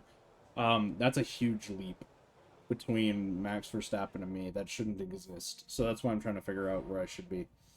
And I think the best way, ultimately, to go about doing this is let's go do a couple of laps in time trial mode. And then adjust. I think ultimately is where I will have to go and do that. But what we can do real quick... workstation settings, and we can go to difficulty, and yeah, right now it says I should be at level 52. That's a lie. Let's move it back up to 70. We'll exit out of this. We will go check out what my time is on the time trial real quick.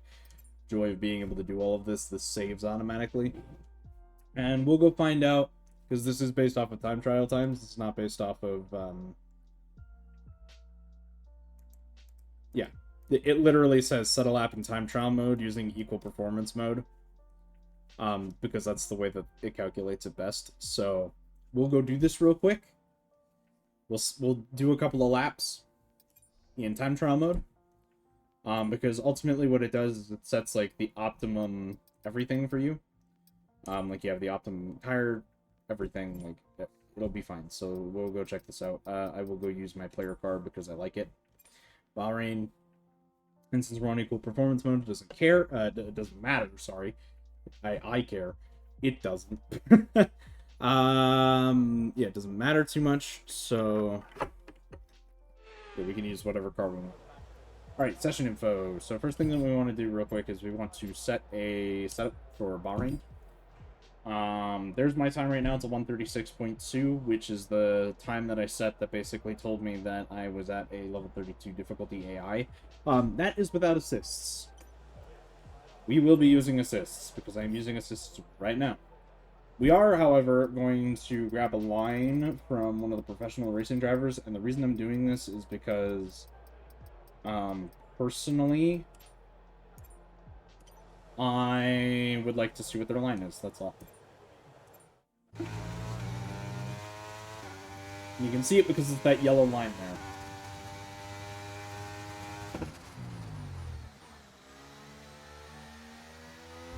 It's a good way for me to learn kind of what the line should be versus what I use. Should make me substantially faster. I didn't brake at all. That's my bad. Yeah. Give me a lap so that I can figure it out myself. Yeah, so he does exactly what I typically do there. Bahrain seems to have less restrictions on its track limits, so you can go way wide there.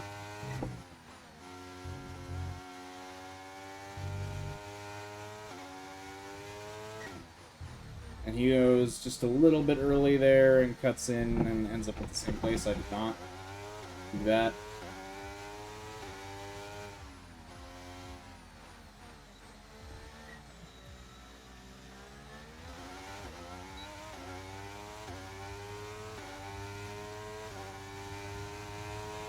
So he actually stays kind of over here, brakes, ends up wide there, and then I think he'll probably just follow, yep, kind of a little bit, but not really. He'll follow that line.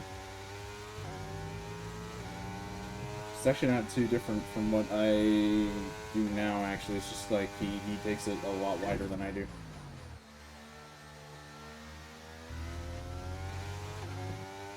So there we go, we're about to beat my own record by 0.5 seconds. That's fine, because we're about to be faster now. Ultimately, period, anyway. So here it seems like he kind of just goes off the same rail there.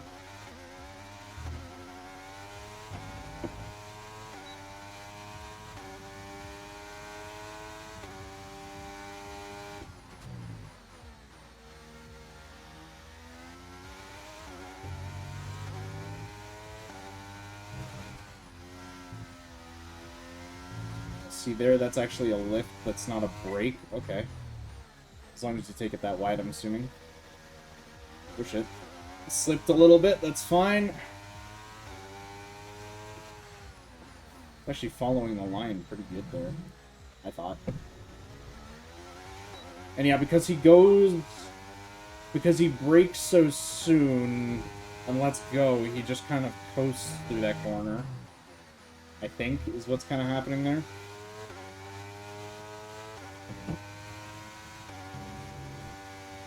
Actually surprised it's not slippy in any of these corners. And there's my penalty, even though I was following the exact line that he was.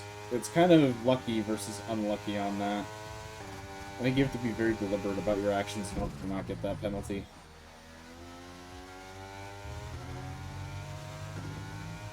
Or make the game think it was a mistake. So there's our new time at a 132.3 something.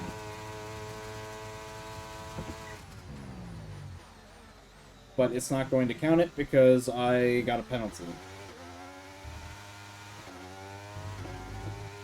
And I got a penalty again.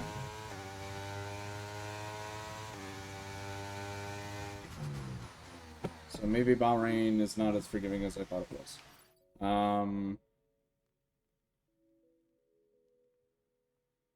Let's restart that lap. Whoa! My steering wheel is straight, but okay. I don't know why it threw me off like that. Let's restart, because otherwise I will not get a good lap.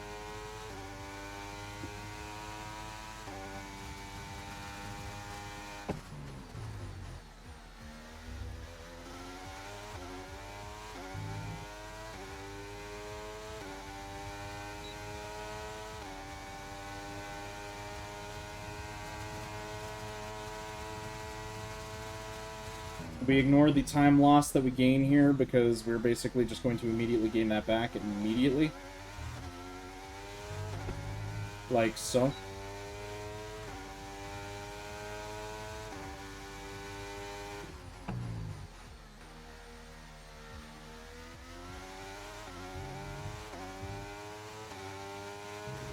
The joys.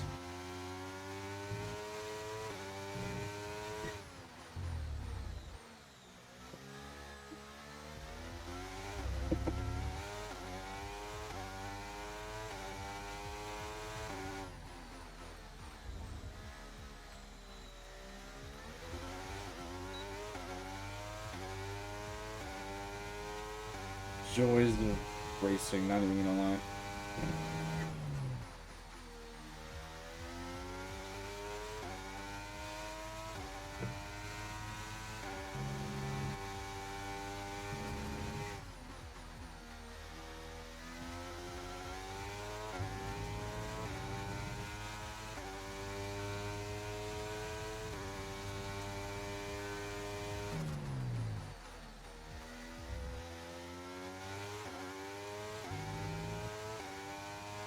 There we go, perfectly legal lap.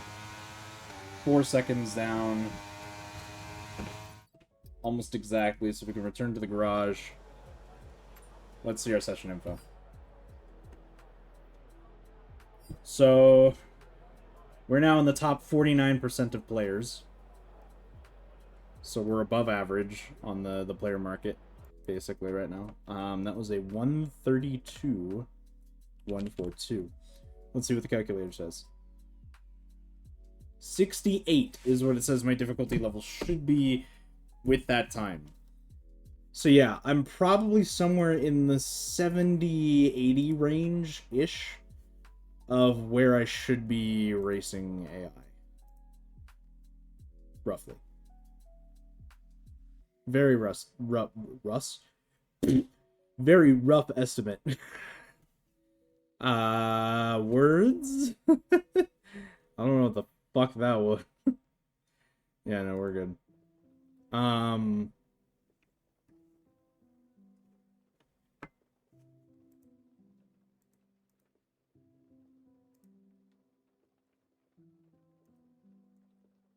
Discord, I don't care. Why are you showing me people I'm not even friends with? What?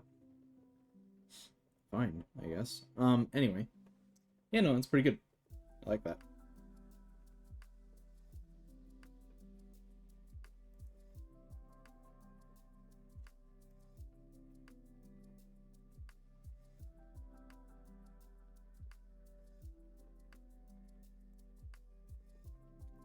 Pretty damn good.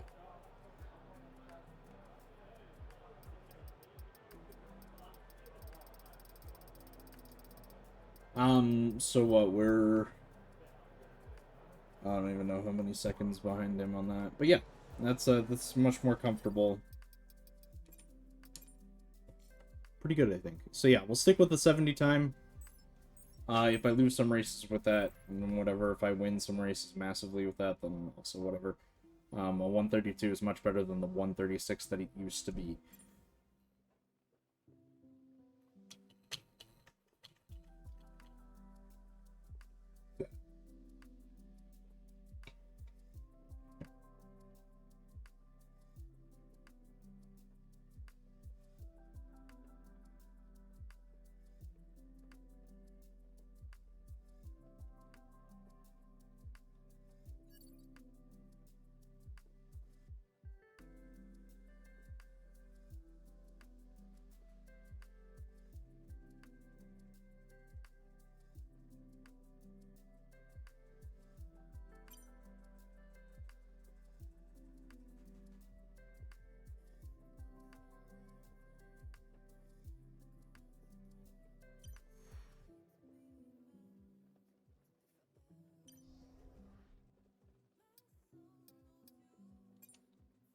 So right back into career mode.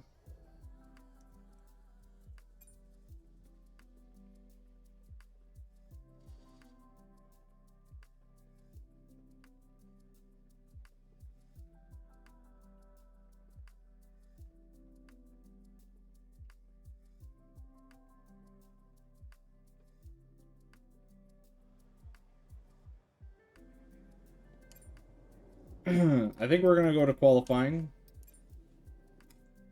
Because I just did a practice lap in time trial mode.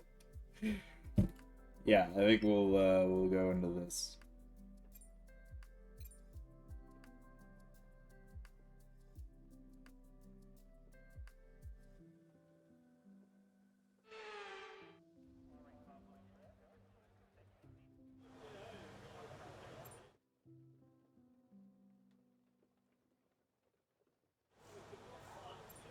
And we'll go drive out.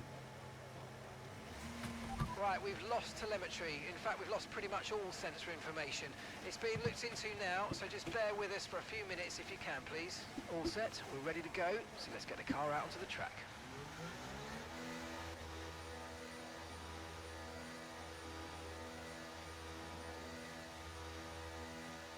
Yeah, this game is really very pretty.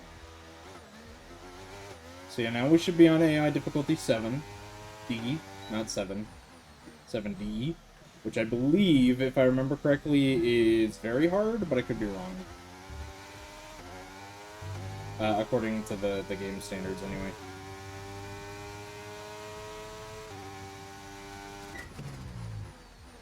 I did not brake soon enough. I was so focused on where I wanted to be for racing line that I was not paying attention to any of the other things.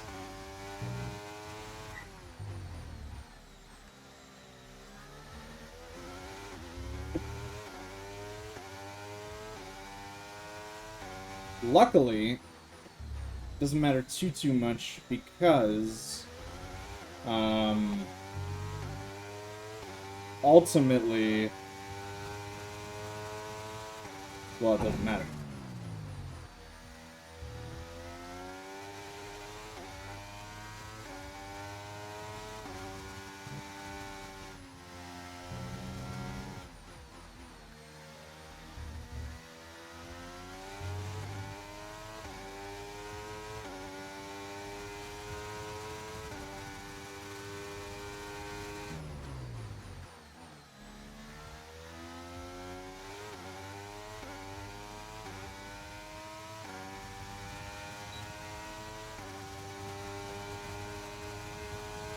Oh shit, that's a problem.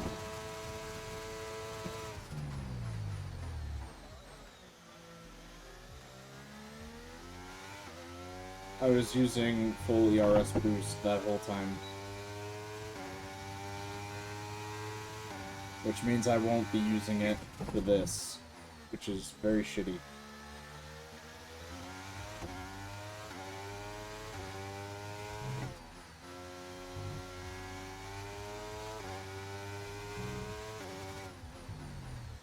$132, Lando Norris, nice.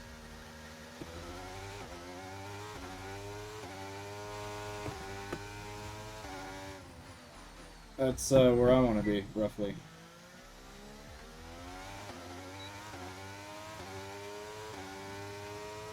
I won't be because unfortunately I fucked up and I didn't tell it to stop using hot lap, but that's my bad. God damn it, game, stop doing that.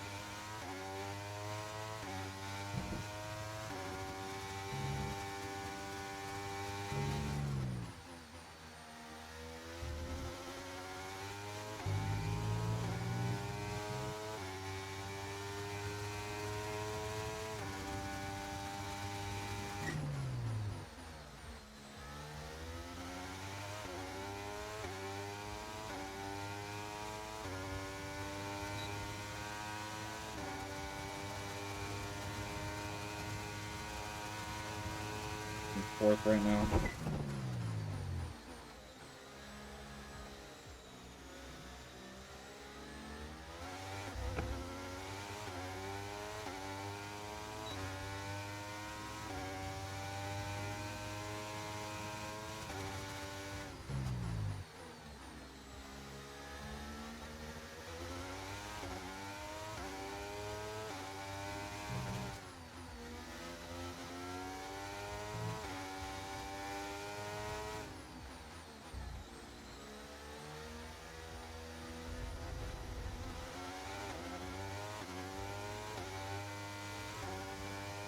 Just lagging all over the place now. I can't, like, the worst part is that when it does that, it jerks me around on the controller, like on the steering wheel.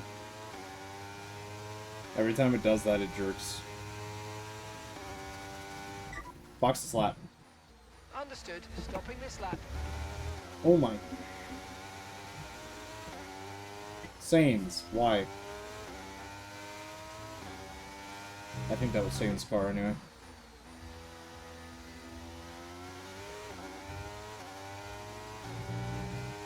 Was! Haha! No, my shit. I didn't even see his name. That's why I guessed. I mean, I didn't guess, it was pure skill. Stop lagging like that, goddamn. It jerks me around every damn time.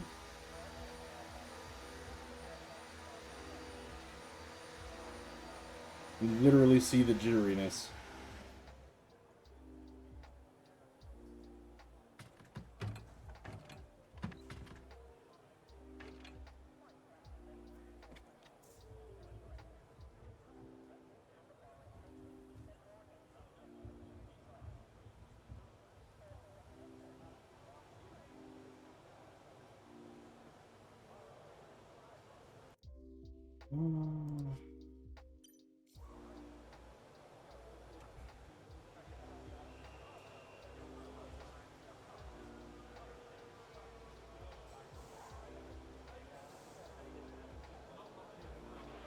had to spend time repairing the damage to the car.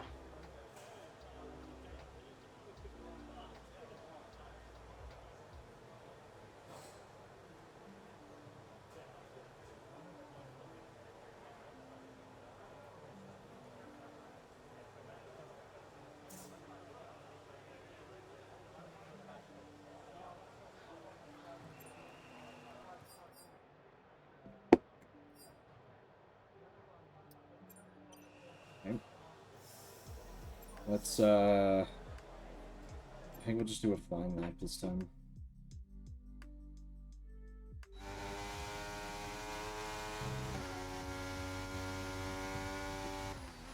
It's getting worse and worse as it goes on.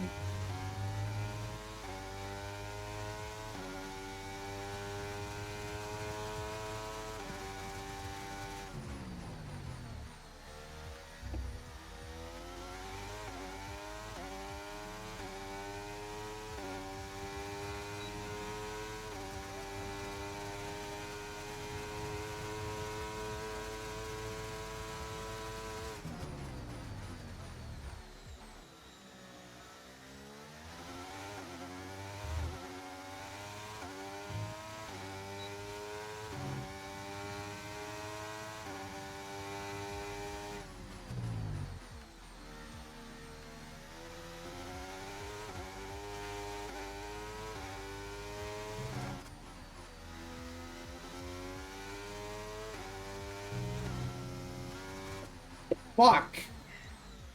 Stop doing that!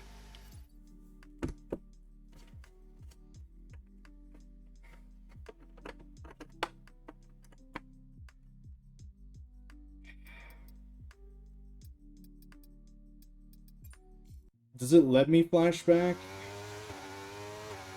No, of course not.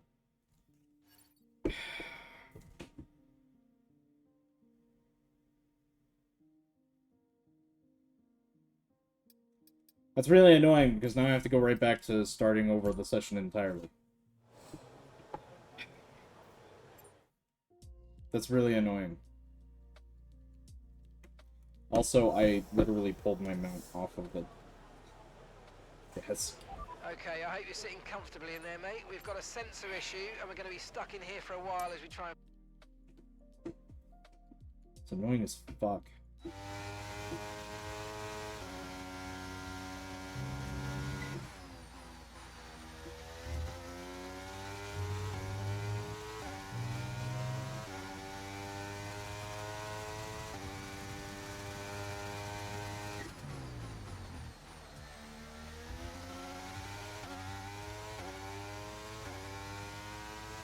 Hey, Shadow Catman, how's it going? Don't do a video game. Don't do... I swear to God if you do it. Better not.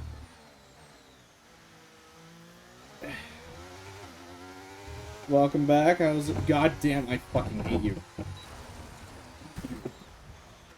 Are you okay? No, I'm not, because the game keeps lagging at the worst possible time.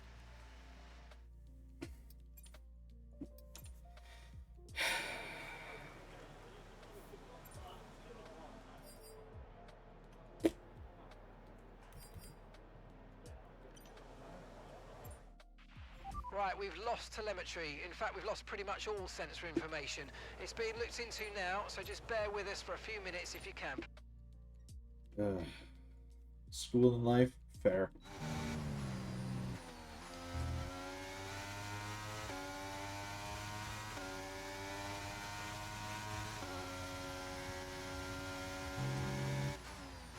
Valid.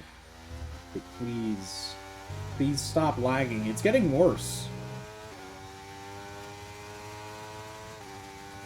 As time goes on, it's getting worse. I think I need to restart the game.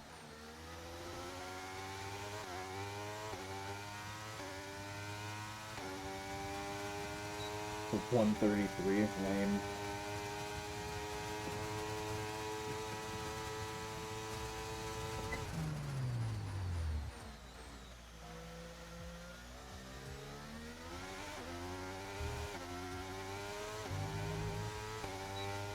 Hoping school and life are going well at least. Please stop it, game. Genuinely, please. Stop. Please. Fucking god damn it. Hurts like hell when it does that too.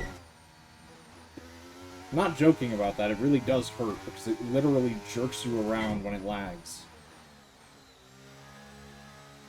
I really think I need to restart the game now, because it's getting incrementally worse.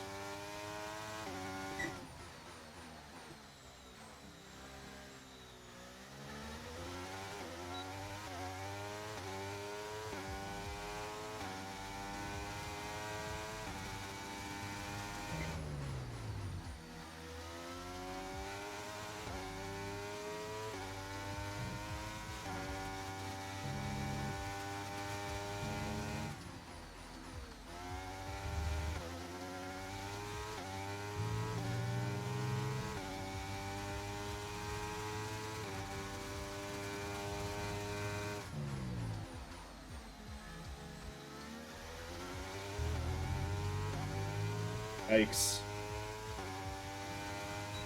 Well, enjoy coding. It's a nightmare.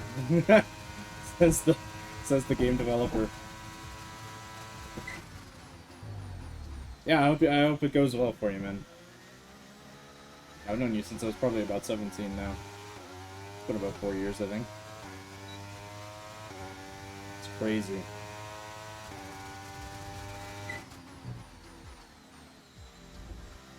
Nuts. Yeah, I think I really do need to restart the game. It's breaking everything now. And I can't get a good time because it keeps lagging, and it counts that lag to the time for some stupid reason. Who knows why?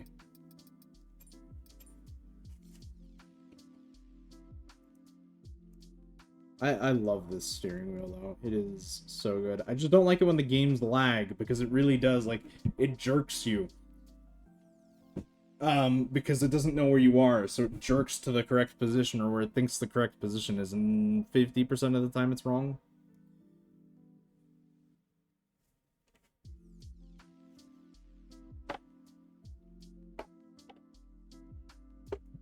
Gotcha. Well, have fun. Wishing you the best.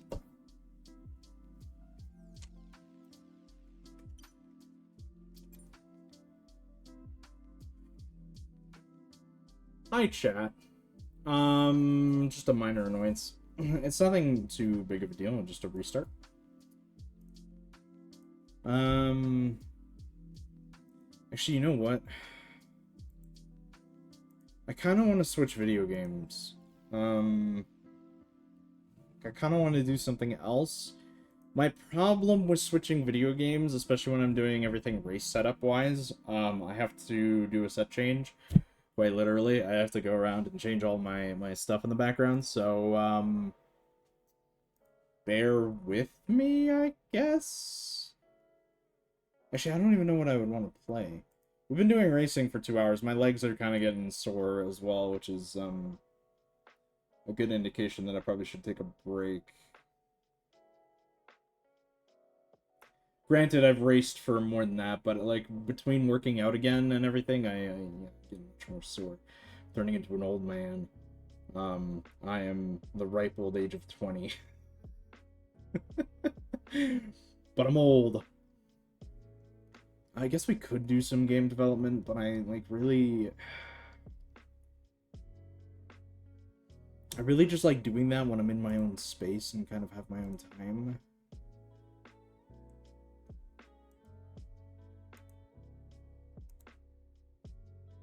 You know what, chat? I think we'll call it a stream. It was nice seeing Shadow Catman, also known as Code Hacker. It was nice seeing him again. I don't get to talk to him much anymore. It's always nice when an old viewer pops in. For quite a few reasons. Kind of a reminder on like,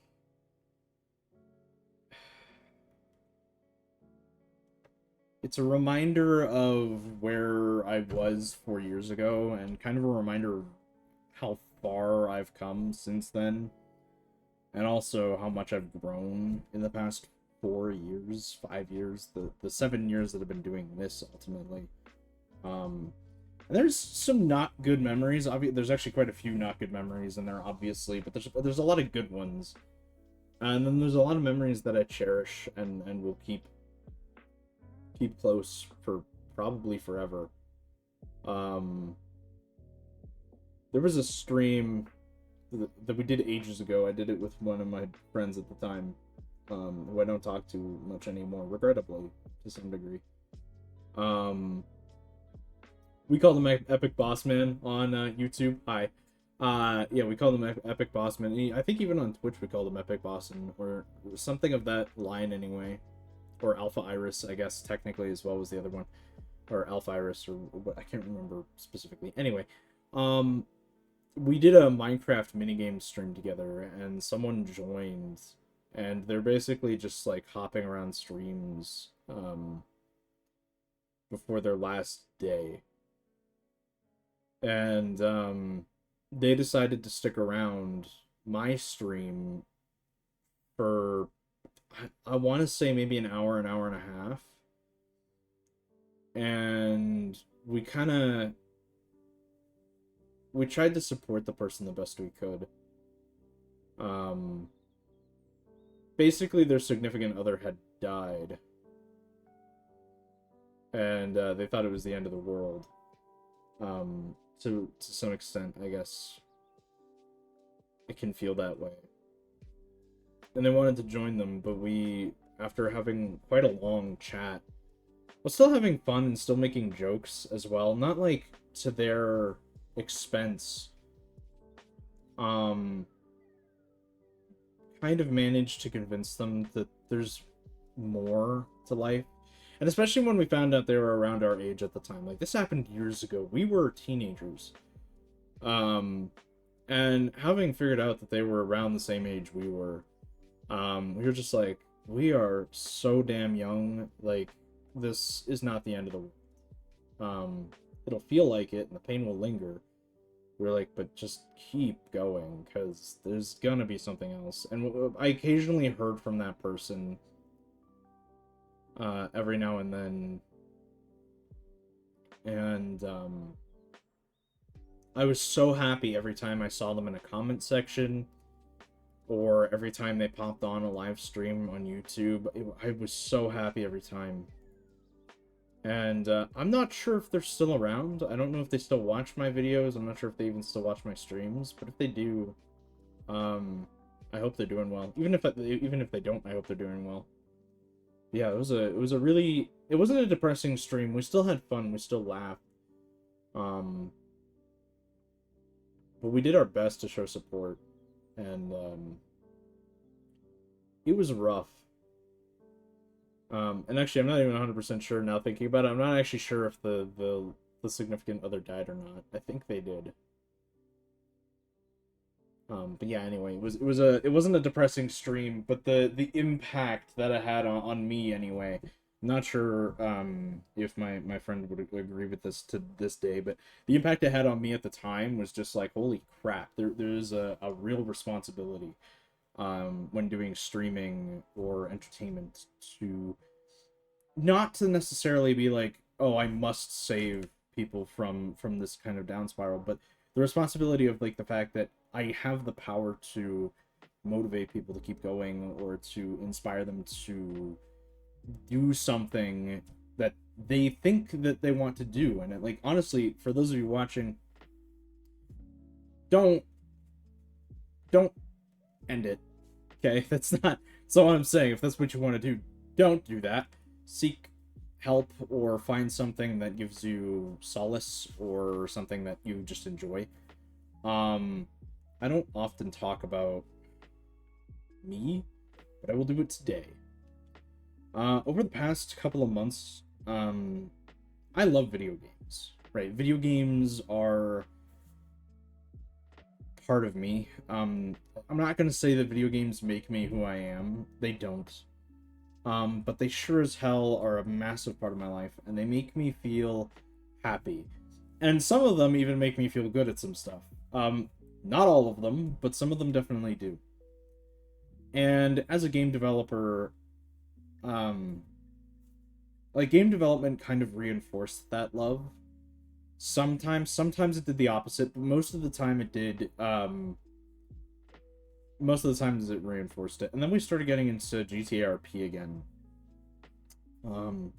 Granted, my aunt was also very sick, and that's why I was gone for 3 weeks, by the way, was because she had passed, so we were planning funeral stuff. Yeah, during that time, like the month before that even, doing all this RP stuff, streaming constantly, I noticed myself kind of... I don't even know how to describe it. I stopped loving video games, and it was more so just a thing to do. Because it's all I had ever done. And I found myself falling out of love with the thing that I love the most, which is video games, and streaming, even. I love streaming. Even if it's not video games. I used to do podcasts. So I found myself falling out of love with the thing that I love most, and I love music too, and I found myself even getting kind of sick of music. So anyway, during the 3 weeks while we were away, while I was away, I spent that time, I was on a shitty laptop. I have a 10-year-old laptop that I used to use for, I think, middle school and high school. And, like, not even the end of high school, like, the very beginning of high school, and then I wasn't needed much anymore. And that, laptop could not run a game for its life. Like, honestly, I tried playing some of the games that I enjoy now, and it was slow as hell. It didn't run any of the games I wanted to play. Part of the reason was the hard drive it had. It was a very old hard drive, so we updated it to an SSD, and it ran beautifully. And it even actually plays games now, again. But yeah, I basically spent those 3 weeks, obviously being with family, and then also falling back in love with music as well as video games, because I feel like those are two pretty huge aspects of who I am. Not that they make me who I am, but they're pretty big aspects of who I am. And, yeah, and then I came back with kind of a new motivation, a new outlook. I quit RP because I came to realize myself that as much as I love video games, and as much as I do like role-playing, and I like interacting with other people, it's a lot of drama, it's a lot of waste of energy, it's a lot of waste of time. Not to say video games of themselves are not wastes of time. It's kind of why they're there. But yeah, no, it was all negatives and very few positives, including the impact it was having on some of my friendships. IRL and in my online relationships with friends. So eventually I just came to the conclusion, I was like, I no longer want to do this. And I still sometimes hop on it. It's not often that I do, but I sometimes still do hop in. And kind of just whatever. But I'm so much happier now. It took 3 weeks of being away from all of this to remember why I do all of this, to remember why I love doing playing video games and making video games. It took me 3 weeks. And for some people it takes a lot longer, I guess. But for me it was like... And not only that, I gained confidence in myself as a human being. I realized that, like, all of this drama, all of the bullcrap that comes with it is not worth my time. It's not worth my energy, and ultimately, like, I don't deserve it. So it really came down to the conclusion of, like, I will do what I enjoy doing. I'm happy with the way that my life is, as is right now. I have a lot of things to look forward this upcoming year, between the painting business that I work for, and between video game development. I have some big plans. And I am so looking forward to executing some of them. And I say some of them because I know not all of them are going to be executed. I want to expand stream, right? That's ultimately something I want to do. I want to expand stream. Multitudes of reasons for this, by the way. I want to expand stream because I would like to outreach to more people. Obviously, that's the kind of the whole point. I want to grow a community that's supportive of each other, where we can talk about game development, where we can talk about video games, where we can play video games, talk about, do all these things. And then if we do ever have heavy, impactful times where people are just feeling down, they have a place where they can go to where there isn't any drama, which will be impossible to do because there's always going to be drama when multiple people are. But hopefully where there's as minimal drama as possible, where people can just go and feel upliftment in the fact that they have a stream that they can go to, where there are some jokes, there's some deeper talks if there needs to be, or if, it's appropriate. Comes down to all of that. So, again, took me 3 weeks. I'm sure it would take other people much longer.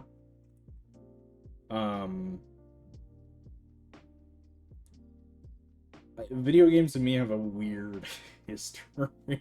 I say it as if like video games is my soulmate, and honestly, they might be. I would rather dedicate time to them than most people nowadays.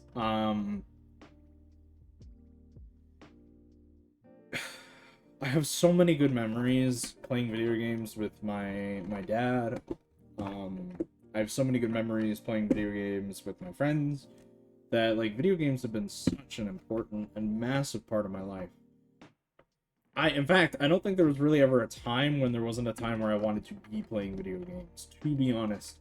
I think there was a brief period of time where I was more into going outside and hanging out with friends, and then for some reason, I gained a bunch of phobias.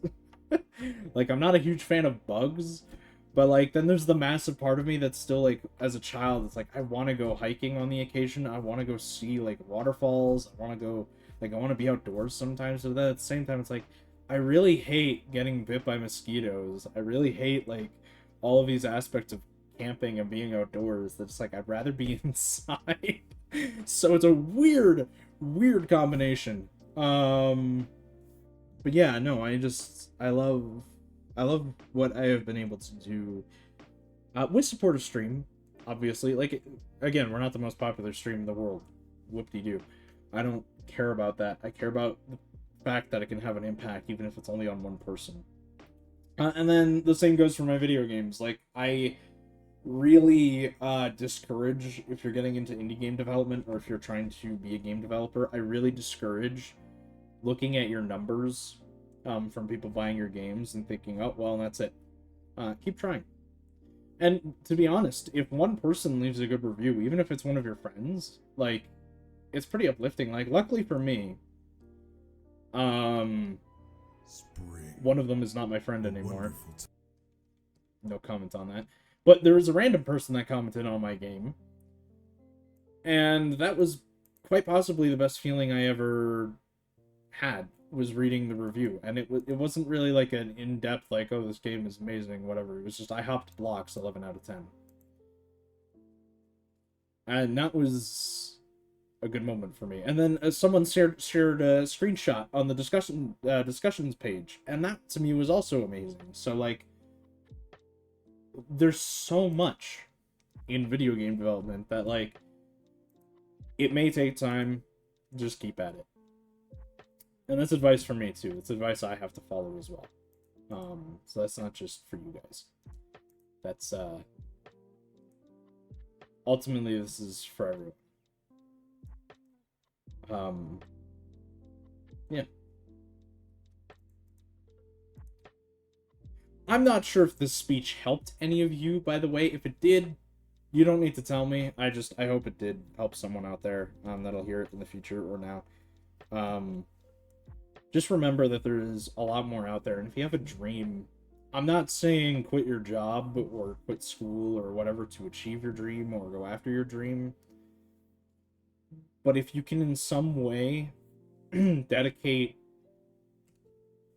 let's say maybe an hour. Dedicate an hour minimum to your dream. Whether it's like you want to learn how to paint, or you want to learn how to make music, or you want to learn how to become a game developer. Dedicate minimum an hour a day to that dream and learning how to do it. And or if you already know how to do it, just doing it maybe an hour a day or 2 hours a day, whatever. Do it. you know, like, still keep time for your family, your friends, you know, work, obviously, and time for yourself as well is very needed. Or if you feel that good about it, that time can be also the time for yourself.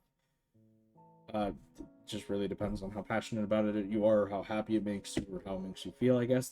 That's up to everyone's own interpretation.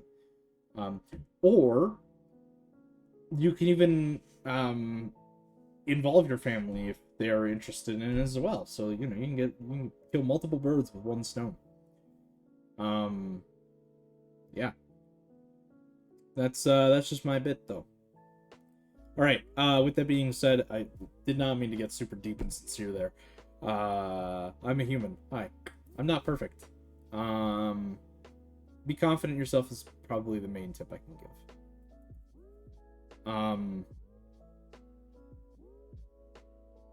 More importantly, be happy with where you are.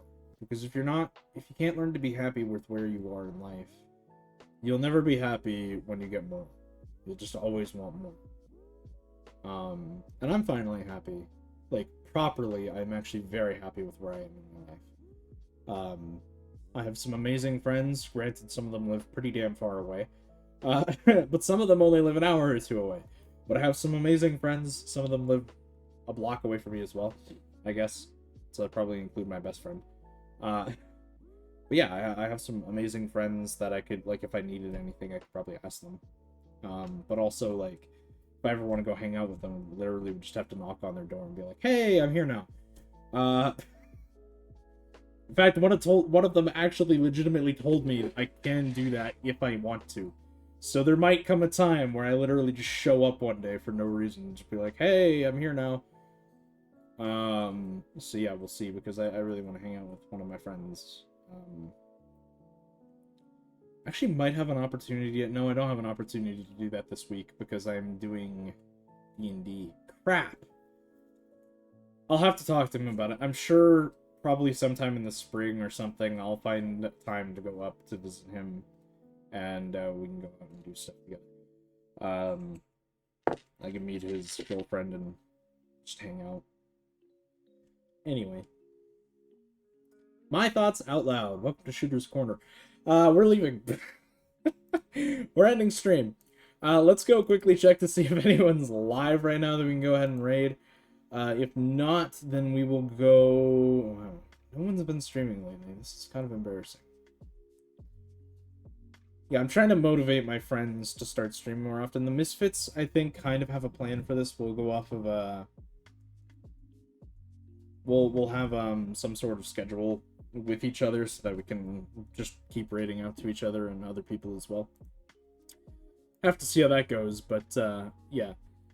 Anyway, no one to raid, so I hope you guys all have a great day. I hope you guys all enjoyed watching me erase and then watching me get frustrated at the end there because the game was lagging. I might continue playing the game after, who knows. I don't even know what time it is. Oh, it's only 11:30, yikes.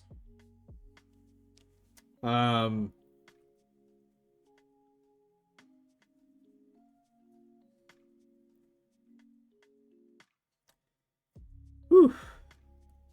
Yeah, I don't have to work out for... I might do my workout early then, to be honest. Do some stretching, relax a little bit, and then I'll do my workout. Who knows? Yeah, that's all I got. That's all she wrote. I'll see you guys all next time. I have some clips to make.